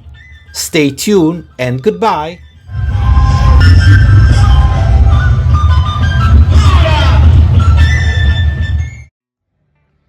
Welcome to Day 12, Part 2 of our exploration of Cusco. Today we continue discovering this incredible city, climbing higher into the hills and visiting some of the most important historical and cultural sites in the region. We started by walking uphill toward Sacsayhuaman, and on the way we reached the church of San Cristobal. This church stands on a terrace overlooking the entire city. White walls and simple bell tower and a white stone courtyard with a panoramic view of Cusco below. It is a peaceful place and from here the whole city seems to open like a map.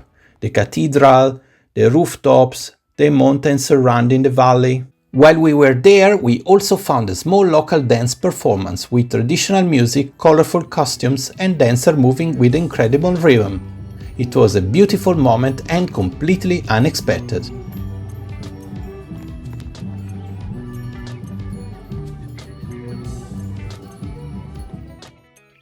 After enjoying the view, we continued up to one of the most impressive archaeological sites around Cusco, Sacsayhuaman. This place is extraordinary. Built during the height of the Inca Empire, Sacsayhuaman served both ceremonial and strategic purposes. The site is famous for its massive stone walls, enormous blocks of andesite, some weighing more than 100 tons, carved and fitted together with absolute precision without mortar. The engineering here is exceptional. The stones interlock like a puzzle, with perfect joints that have survived earthquakes and centuries of weather.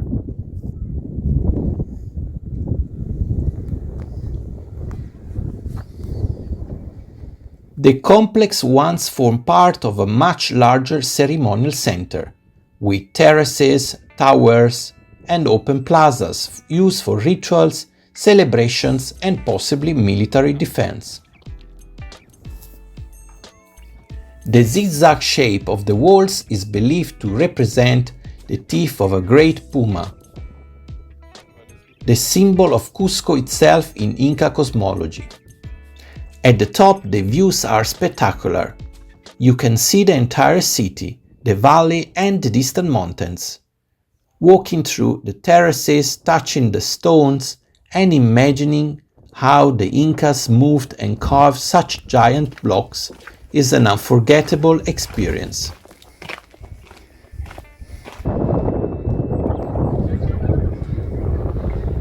After Sacsayhuaman, we returned to the city and visited the San Pedro market. This is one of Cusco's most iconic markets, lively, colorful and full of energy.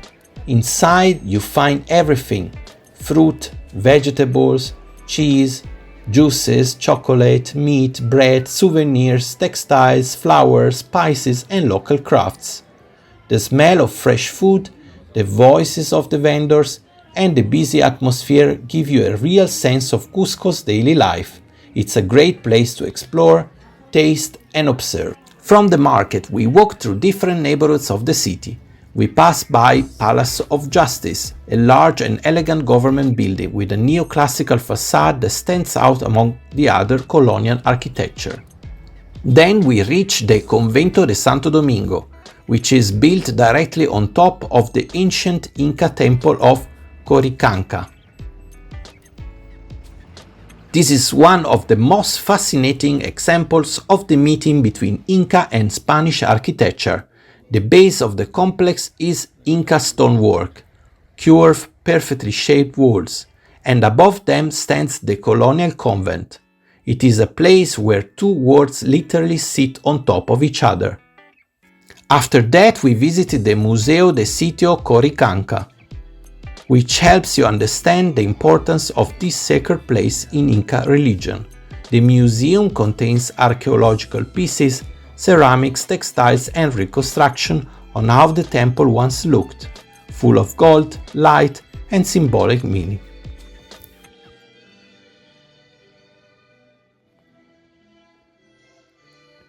We continued exploring the center and visited several small museums dedicated to Peruvian art and culture. These include collections of paintings, religious art, colonial works, and traditional Andean pieces that show the richness and diversity of Peru's heritage. Every museum adds another layer to the story of Cusco, a city shaped by civilization, beliefs, and centuries of history.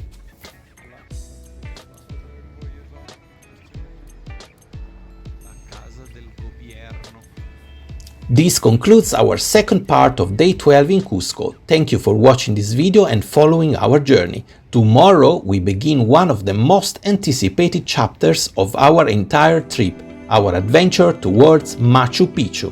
Stay tuned and goodbye! Welcome to Day 13 of our adventure in Peru. Today we begin one of the most iconic journeys in Peru, traveling from Cusco to Machu Picchu. This part of the trip already feels special because getting to Machu Picchu is an experience in itself. We traveled with Inca Rail and the day started early in Cusco. The first part of the trip is by bus, about 2 hours, heading through the sacred valleys towards Ollantaytambo. The road winds between mountains, farmlands and small villages, and along the way we stopped at a viewpoint called Rachi Viewpoint. From there the panorama is spectacular. It was the perfect place to feel the scale of the Andes. After continuing the journey, we reach Ollantaytambo, a historic town that still preserves its original Inca layout. This is where we boarded the train. The experience was incredible right from the start. At the station, everyone lines up according to the letter printed on their ticket. Each carriage has its own queue.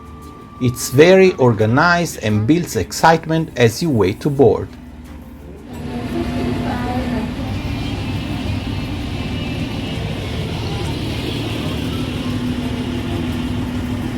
We travel on the 360-degree panoramic train, which has large windows on the sides and skylights overhead. E iniciar juntos esta gran aventura hacia la ciudadela de Machu Picchu, una de las 7 maravillas modernas del mundo. Nuestro viaje tendrá una duración aproximada de 1 hora y 40 minutos. Por favor, preste atención a las siguientes indicaciones. As soon as the train starts moving, the scenery becomes breathtaking. The track follows the Urubamba River, fast and powerful, cutting through the mountains. You can see Inca terraces, small archaeological sites, deep forests and cliffs rising right beside the train. The landscapes shift from the open Seker Valley to the lush green of the cloud forest.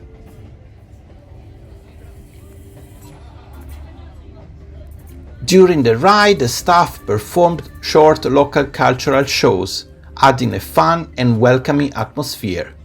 The journey feels like part of the adventure, not just transportation.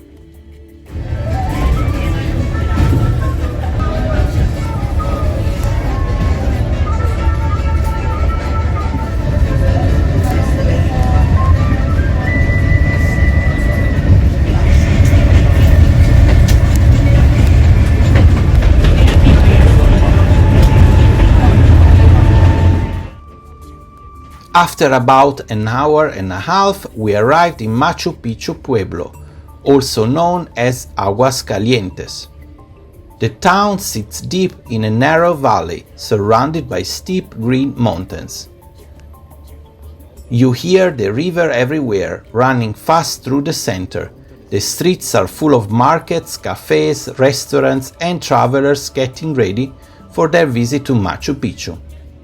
We spent the rest of the day 13 exploring Machu Picchu Pueblo, and we will describe everything in part 2 of day 13 in the next video.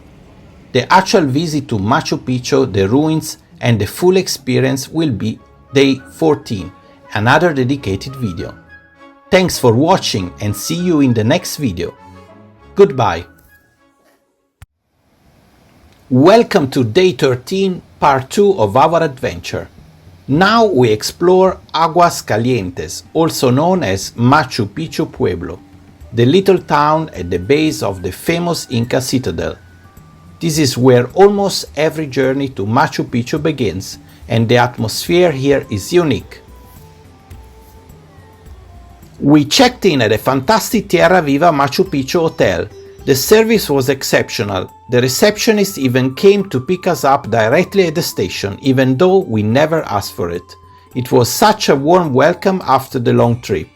The hotel itself is modern, comfortable, and offers beautiful views over the mountains surrounding town. A perfect place to rest before the big day.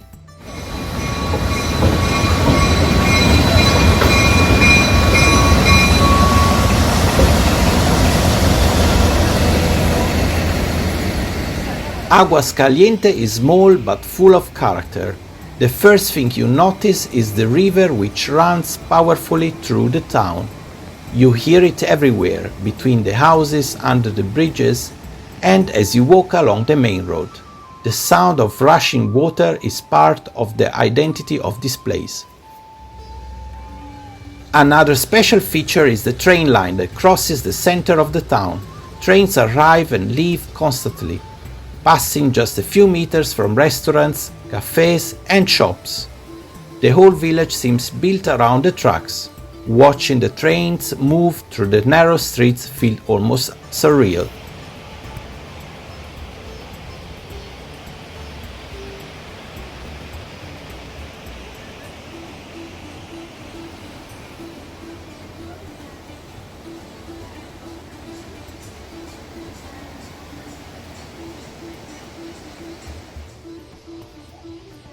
We walk through the town and reach the bridge with the love locks, where couples leave padlocks with their names. È grande però.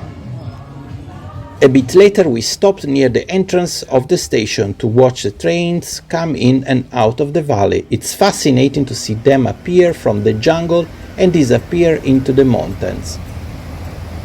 A reminder of how remote this place once was.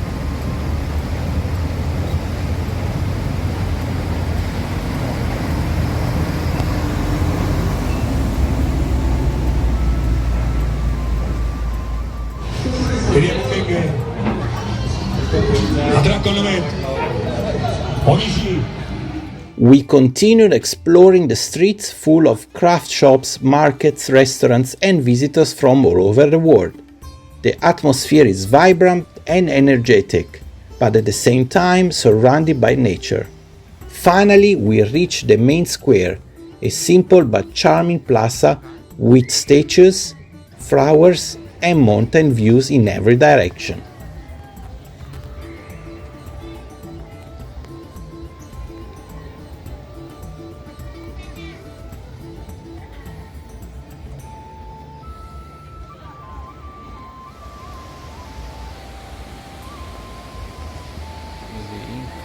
Tomorrow is the big day. We will wake up at 5 a.m. because our bus to Machu Picchu ruins leaves at 6 a.m. The adventure is about to reach one of its absolute highlights. See you in the next video. Goodbye.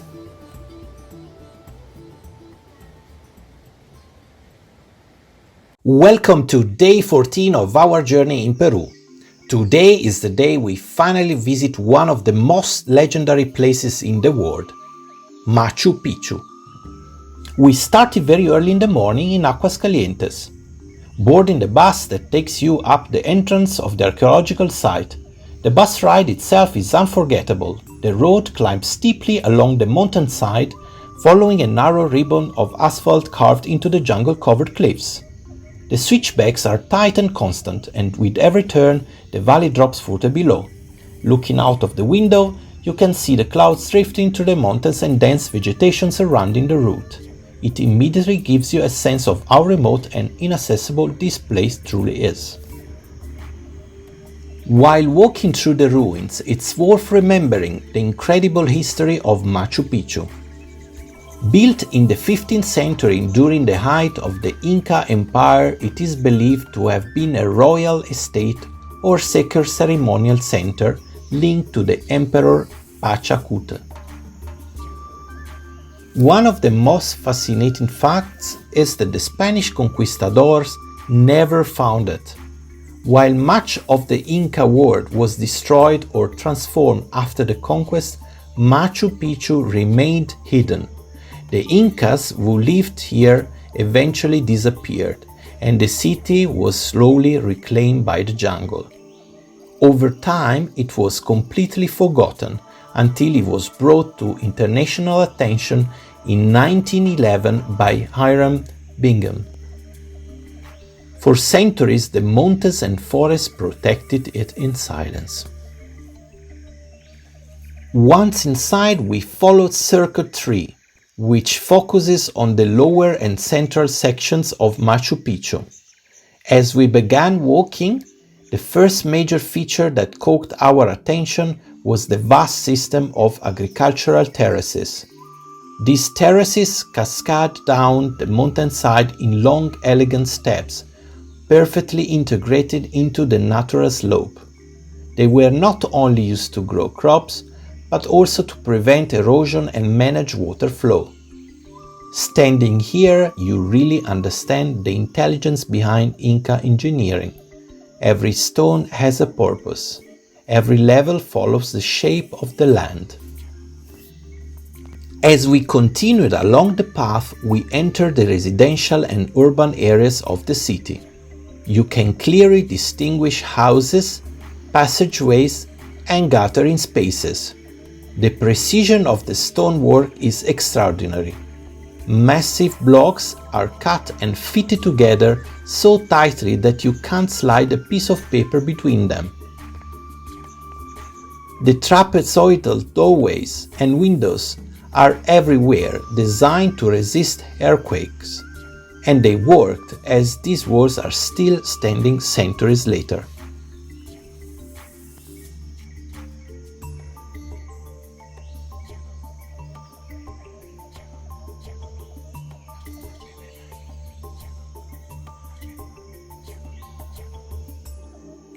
Moving deeper into the site, we crossed open plazas where ceremonies and communal activities once took place. From these places, the views are breathtaking. Terraces drop away into the valley while steep mountains rise sharply in every direction. Machu Picchu doesn't feel like a city placed on a mountain, it feels like it grew out of it.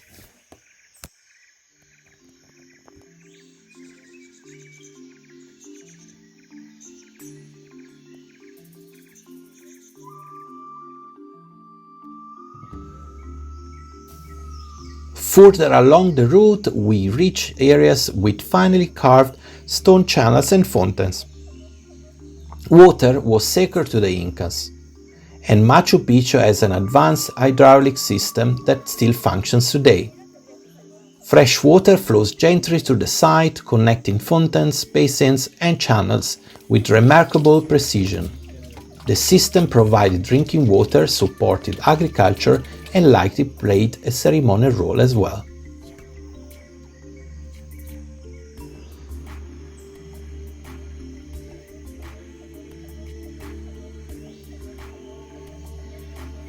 At this point in the visit we arrived near the access to HUAYNA PICCHU. We did climb HUAYNA PICCHU, but that experience, the climb, the exposure and the views from the top will be covered in a separate video. For now, after descending from HUAYNA PICCHU, we continued following Circuit 3 to explore the remaining ruins of Machu Picchu. Montagna HUAYNA PICCHU.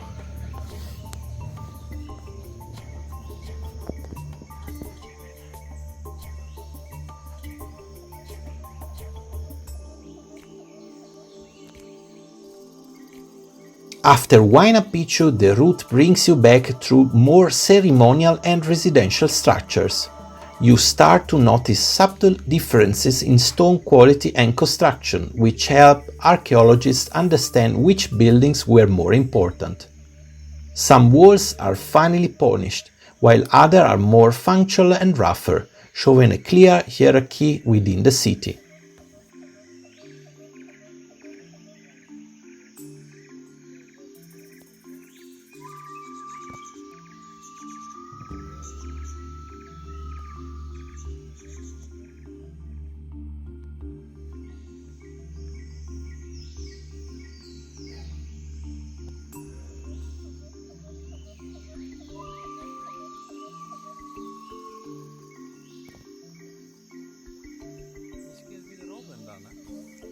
One of the most powerful stops toward the end of the circuit is the Temple of the Condor.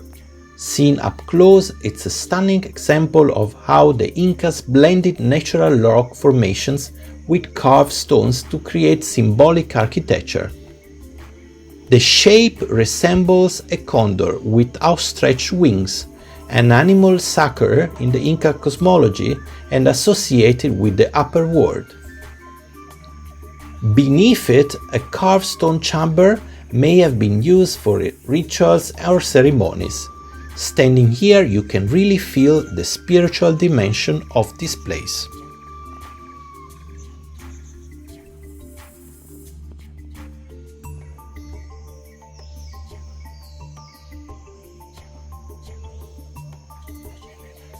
As we continued, we passed additional water channels and fountains, seeing once again how essential water was to life in Machu Picchu. The sound of flowing water accompanies you as you walk, adding the sense of calm and balance that defines the site.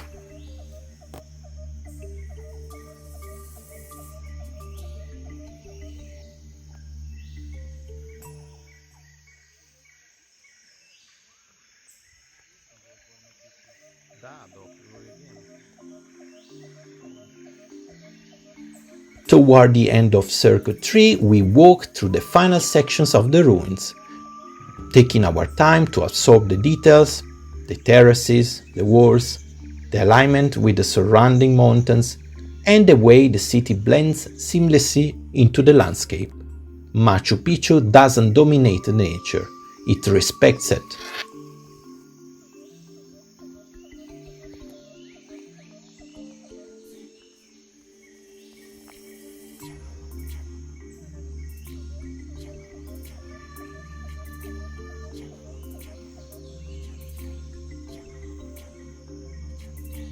Visiting Machu Picchu is more than just seeing ruins.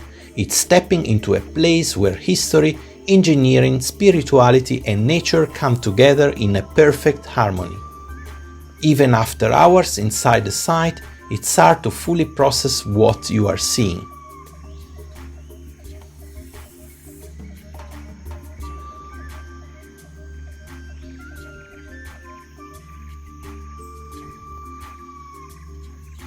Thank you for watching this video. In the next video we will focus entirely on our climb up to HUAYNA PICCHU and the incredible views from the top. Stay tuned and goodbye!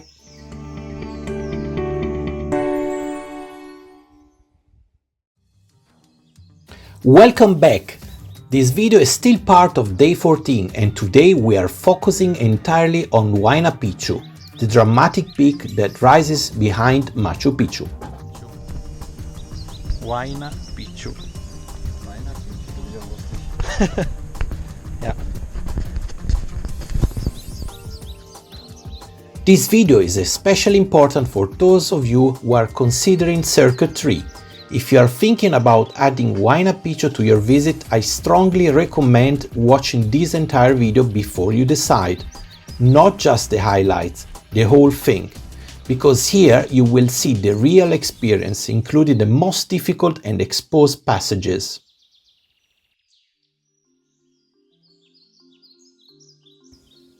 Before we even start climbing, there is something that already makes this hike feel different. Only 200 people per day are allowed to enter Huayna Picchu. At the entrance, you're asked to sign in with your passport details. This is not symbolic or ceremonial. You write your name, your passport number, and your time of entry. When you come back down, you must sign out again. It immediately makes you realize that this is not a casual walk. It is a serious and controlled route.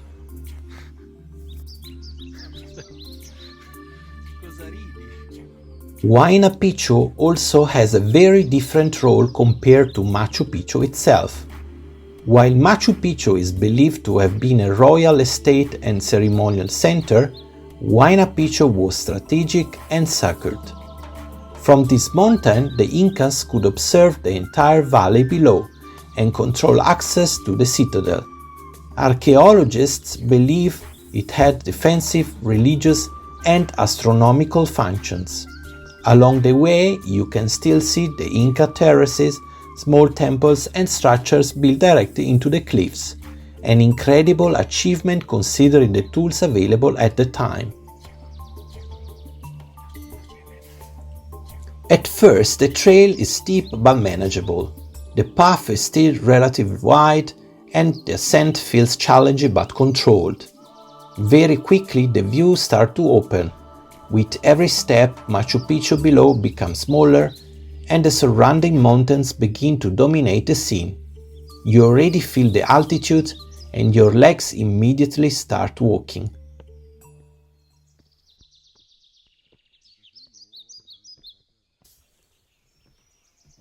As we continue upward, the trail becomes narrower. Stone steps appear uneven and polished smooth by centuries of use. Some sections are carved directly into the rock. Others run along exposed edges where you are very aware of the drop beside you. At this stage, it still feels demanding but mentally manageable. There are moments when you stop not only to catch your breath, but because the views force you to pause. Looking back, you see Machu Picchu from an angle that very few visitors ever experience. It feels suspended between mountains and clouds. We keep climbing.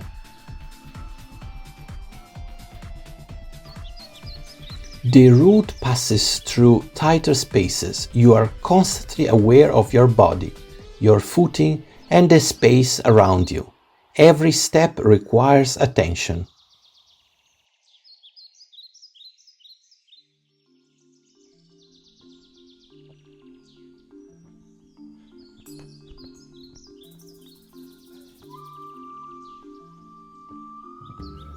Eventually, we reach the terraces.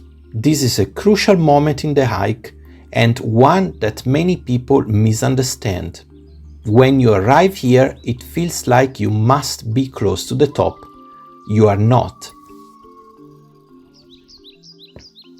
This point is roughly 2/3 into the climb, and from here on, the hike becomes much more difficult. From this moment forward, you cannot turn back. This is where it's important to be completely honest. After the terraces, the path becomes much steeper and far more exposed. The stairs are extremely steep, in some places almost vertical. The drops are real. In several sections there are no safety cables at all. You are relying entirely on your balance, your focus, and your ability to stay calm. This is also where safety rules truly matter.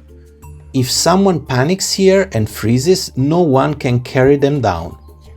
There is simply no space, no stretcher fits, no guide can physically assist you. In extreme situations, the only possible rescue is by helicopter. This is why the passport register is taken so seriously and why the number of visitors is strictly limited. We continue the ascent. Step by step, slowly, focused, tired but determined. Your legs burn, your hands grip stone polished by time, and your breathing becomes heavier. And yet, the reward grows with every meter. The views become wider, higher, and more dramatic. The sense of exposure is intense, but so is the feeling of accomplishment. Finally, after the hardest section, we reach the summit area. The feeling is difficult to describe. Machu Picchu looks tiny below, almost unreal. Mountains surround you in every direction. Clouds move quickly across the sky, the wind is strong, and for a moment everything feels silent. Standing here, you understand why this place matters so much to the Incas, not only as a lookout, but as a sacred space connected to the mountains and the sky.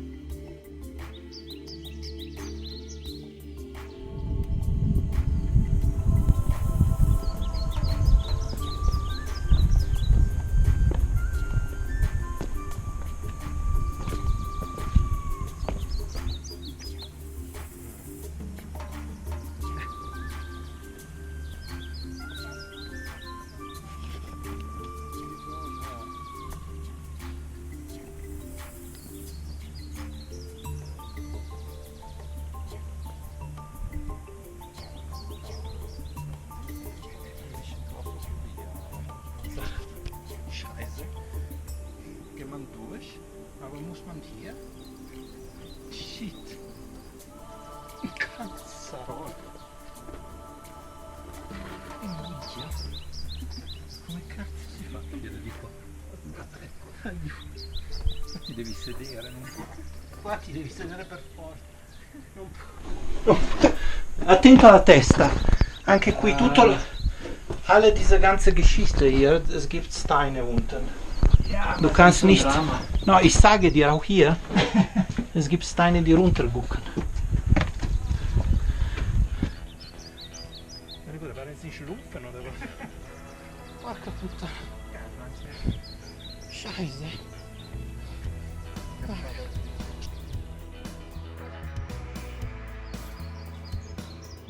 Huayna Picchu is not for everyone, but for those who choose it prepared, informed and respectful, it is unforgettable.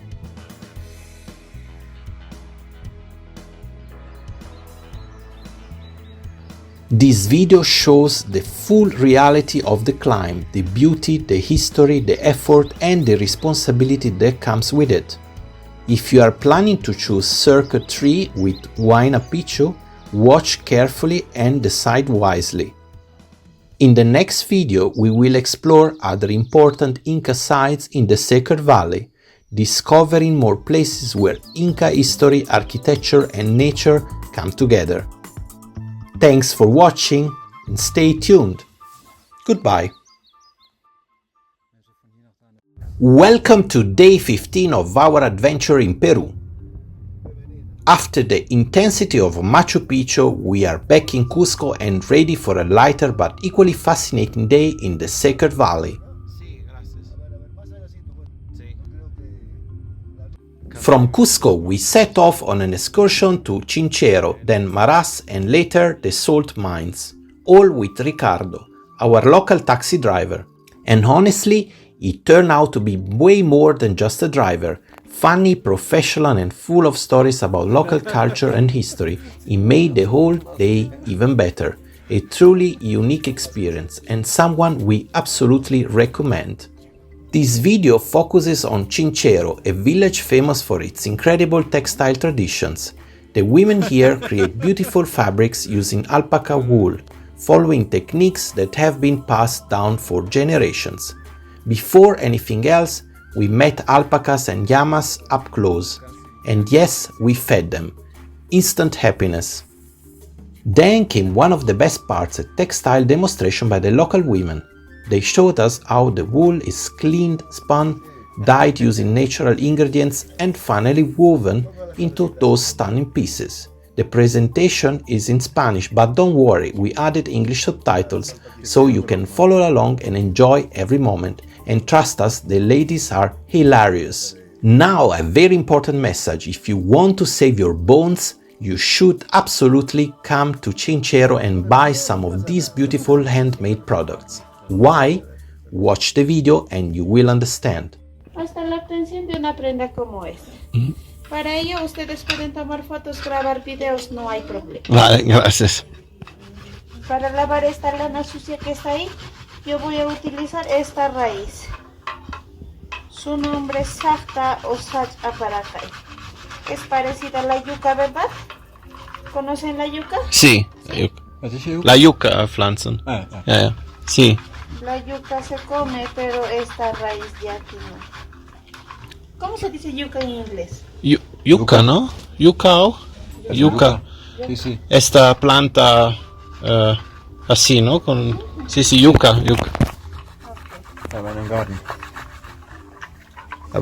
Nosotros con esta raíz nos lavamos el cabello. Así evitamos la caída y la aparición de los cabellos blancos. Previene las canas. Ist das so, dass man kann es benutzen, um Haar zu waschen? Stärken. ¿Ustedes tienen cabellos blancos? Un poco. ¿Sí? Él no tiene cabellos. Si ya lo tiene, Yo tengo così. Sí, yo tengo un poco. Si ya lo tiene, lamento decirle que la visita es muy tarde. Esta raíz previene, más no hace milagros. ¿Sí? Das ist dann zu spät, weil diese... Miren amigos, produce bastante espuma. Vale. La espuma que bota es totalmente natural. No vayan a pensar que es pisco sour. Aquí yo tengo a la lana de la oveja recién trasquilada. Como todos sabemos, la ovejita desde que ha nacido nunca se ha bañado. Es una oveja cochina. Este va a ser su primer y último baño. Verstehst du das? Nee. Ich erkläre die später. Letzte Bad. ¿Hay alguna ovejita en el grupo? Sie hat sie nie gewaschen. Die Hände. Die Schaf hat sie nicht gewaschen. Das ist der erste und letztes.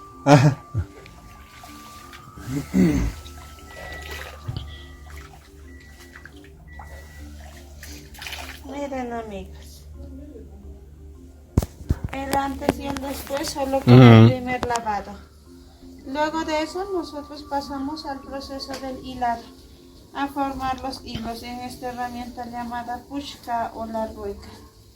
Aquí nosotros ya calculamos el grosor del hilo.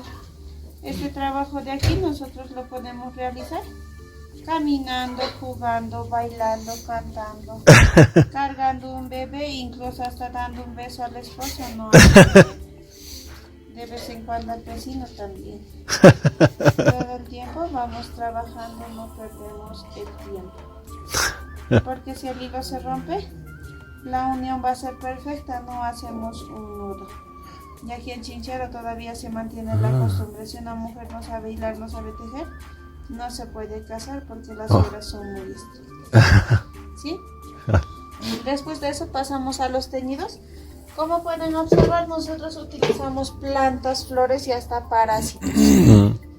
Por ejemplo, este es el cacazunca, barbas de la roca, obtenemos el color anaranjado. El eucalipto obtenemos el color turquesa. El maíz morado obtenemos el color morado. La chilca obtenemos el color verde. El quinzacucho en español, las tres esquinas, obtenemos los colores azules. Como fijador para ese color nosotros utilizamos el orín de los niños menores de 12 años. Kinder unter 12. Von die Lama-Kinder. Ja. Ya no podemos utilizar de los adultos porque ya consumen la chicha, la cerveza, el tequila, el pisco. Ya está totalmente contaminado. La tara, obtenemos este color. Lo más importante en nuestro tenido para nosotros hoy es la famosa cochinilla. ¿Ustedes conocen la cochinilla? ¿Es esta o? La di insecto, ¿no? La cochinilla marienkäfer. Las rojas, ¿no? La cochinilla es un insecto, un parásito que habita en la penca de la tuna en los cayos. Cochinilla viva, cochinilla seca, cochinilla en polvo. Ahora yo por vuestra visita lo voy a sacrificar. Vamos a obtener el primer color. Wow. El rojo, ¿no? Die haben noch gelebt? Nee, das nicht. Danke nicht. El primer color. ¿Sí? Para el segundo color, yo voy a utilizar jugo de limón. Voy a probar ceviche. Voy a preparar ceviche de cochinilla. Ceviche de wow. Ceviche de cochinilla. Ceviche es dieses Rezept. Wow. Para el tercer color, yo voy a utilizar esta piedra. Su nombre es la piedra lumbre, no es el cuarzo, tampoco es el hielo, es otro mineral. Los tres colores de la cochinilla. ¿Sí? La cochinilla nosotros aquí en el campo lo utilizamos como un cosmético de lápiz labial. Para danzar en las fiestas patronales, en las fiestas carnavalescas, nos pintamos los labios y la cara. So mit dafür wie... Ja. Económico. Sabor a limón. Sabor a limón. Nos dura las 24 horas del día, prueba de 100 besos. Comprobados. Lo más importante, no mancha la camisa del hombre. Es muy bueno para hombres infieles. No deja huellas, no deja rastros. Miren. Yo lo he lavado como queda bien impregnado. Los teñidos se hacen de acuerdo, si queremos obtener tonalidades un poco oscuras, más tiempo, más de 1 hora, colores claros, menos tiempo. ¿Pueden venir por aquí, por favor? Sí.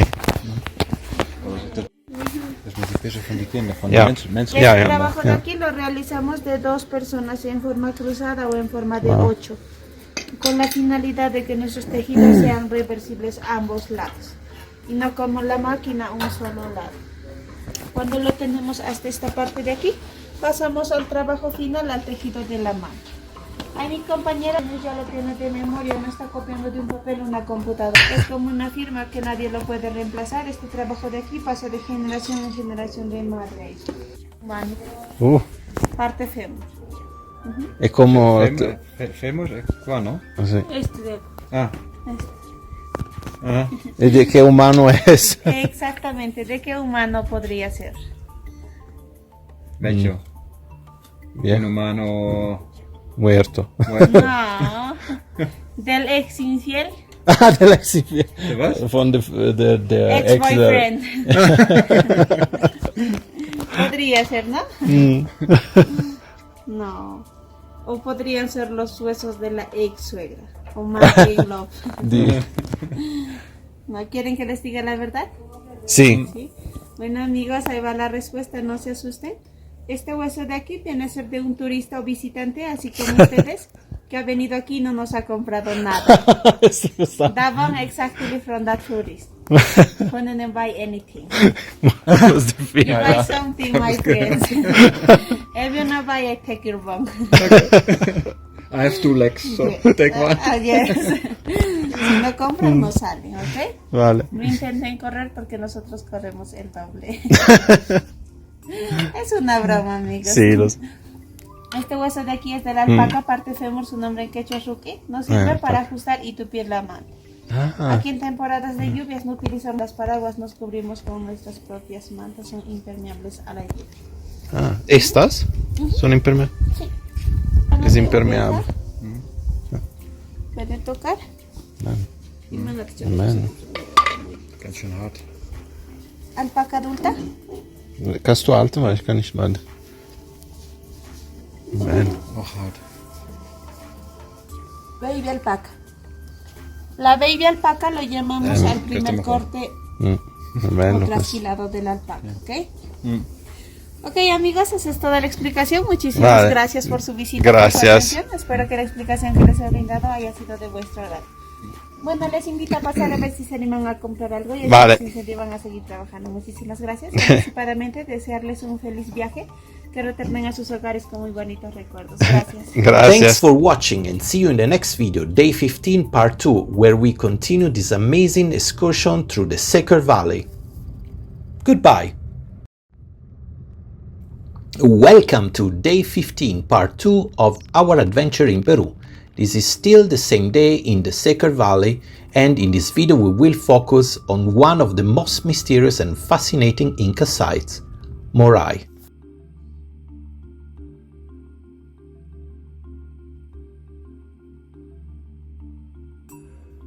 At first glance, Moray looks almost unreal, a series of perfectly circular terraces descending deep into the earth like a giant amphitheater.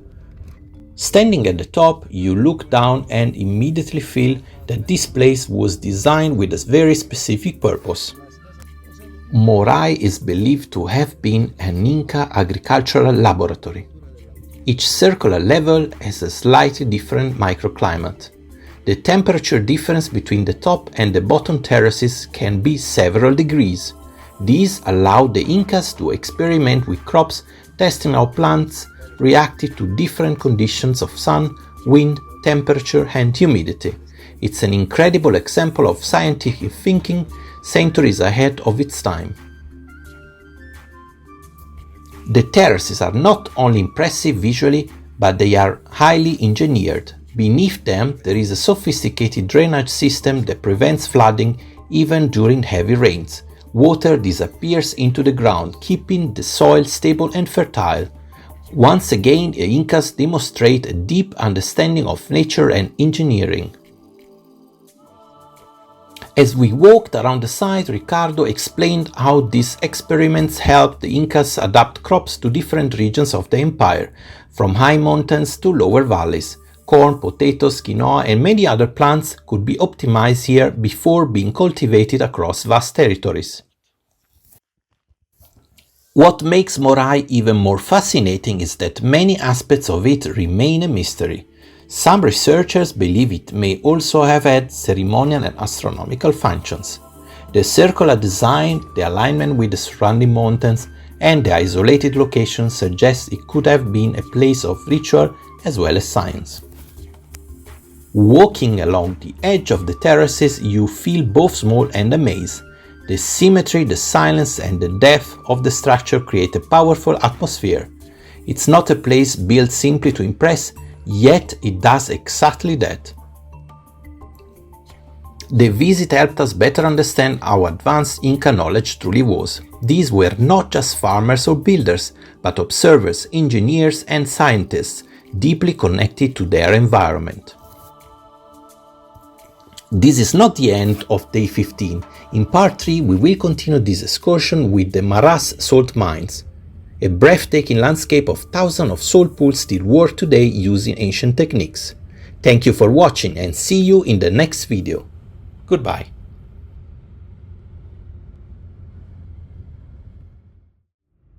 Welcome to Day 15 Part 3 of our adventure in Peru. In this video we will visit one of the most extraordinary landscapes in the Secar Valley, the Salineras de Maras, also known as the Maras salt mines.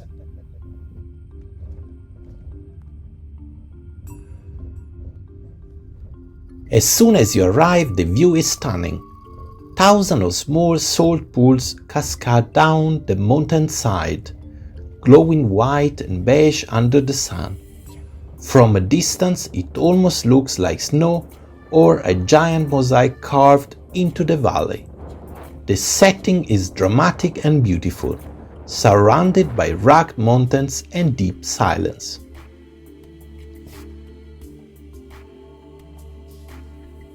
The salt mines have been in use since pre-Inca times and are still worked today using traditional methods. A natural underground spring brings salty water to the surface. This water is carefully channeled through a network of small canals into individual pools. As the sun evaporates the water, salt crystals slowly form on the bottom. Over time, the salt is harvested by hand. What makes this place special is that the pools are privately owned. Each one belongs to a local family, and the knowledge of how to manage them is passed down through generations. Families work their own pools, adjusting the flow of water, monitoring evaporation, and collecting the salt when the time is right. It's a perfect example of how ancient traditions are still alive today.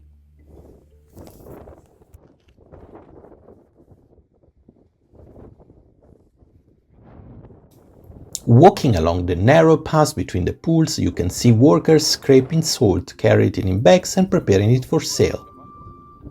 The colors change constantly depending on the light, from the bright white to soft pink and golden tones. The contrast between the salt, the earth, and the sky makes this place incredibly photogenic.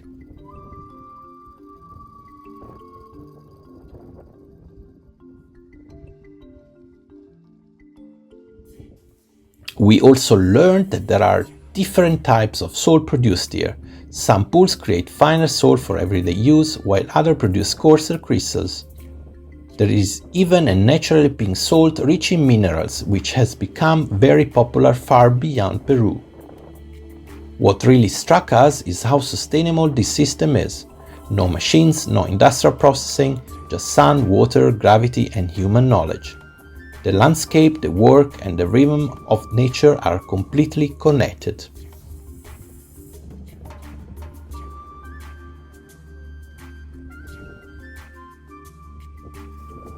Standing here, surrounded by thousands of salt pools, you truly feel the continuity between the past and the present.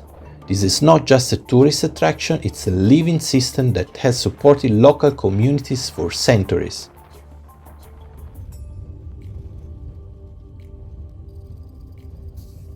This concludes day 15 of our journey through the Sacred Valley.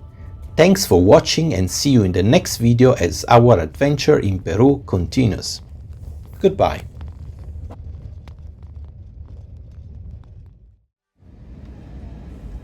Welcome to day 16 and 17 of our adventure in Peru. After an intense and unforgettable journey through the Andes and the Sacred Valley, we flew back from Cusco to Lima for the final days of our trip. Back in the capital, we booked a beautiful hotel with views in San Isidro, one of Lima's most elegant and relaxed districts. It was the perfect place to slow down, rest, and reflect on everything we had experienced. On our first day back, we visited HUACACHINA. Surrounded by modern buildings, this ancient archaeological site feels almost surreal. Built by a pre-Inca civilization, the adobe pyramid is a powerful reminder that Lima's history goes back thousands of years, long before the Spanish arrived. Later, we decided to explore the city in a more active way. We rented bicycles at Central Bike Shop, a friendly and professional bike shop right on Avenida Arequipa in Miraflores. They were great to deal with, very helpful with bikes, and made the whole process smooth, so if you are planning to bike around Lima, we can recommend them. With our bikes, we followed the coastal bike path south, riding along the cliffs with the ocean always beside us. We passed through Barranco, Lima's artistic and bohemian neighborhood, full of colors, street art, cafes, and music. Right after Barranco, we continued cycling along the coast down to the beach, following the bike path until the last accessible point, Playa Los Yuyos.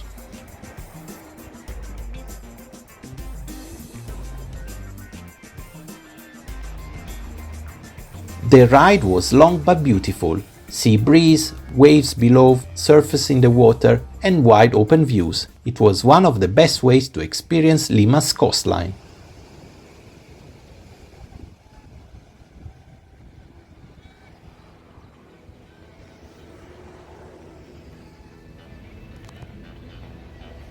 We then cycled back toward the city, tired but happy, and in the evening we visited one of Lima's most surprising attractions, Circuito Mágico del Agua. The park is famous for its illuminated fountains, music and water shows.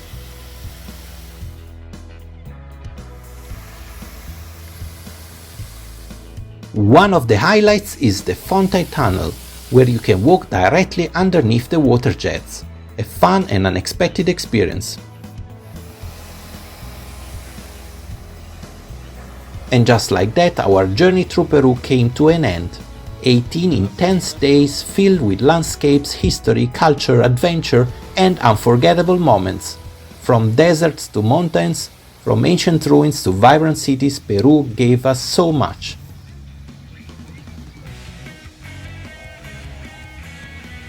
Now it's time to go back home. Thanks for following our journey and don't forget to follow us in our next adventures. Goodbye.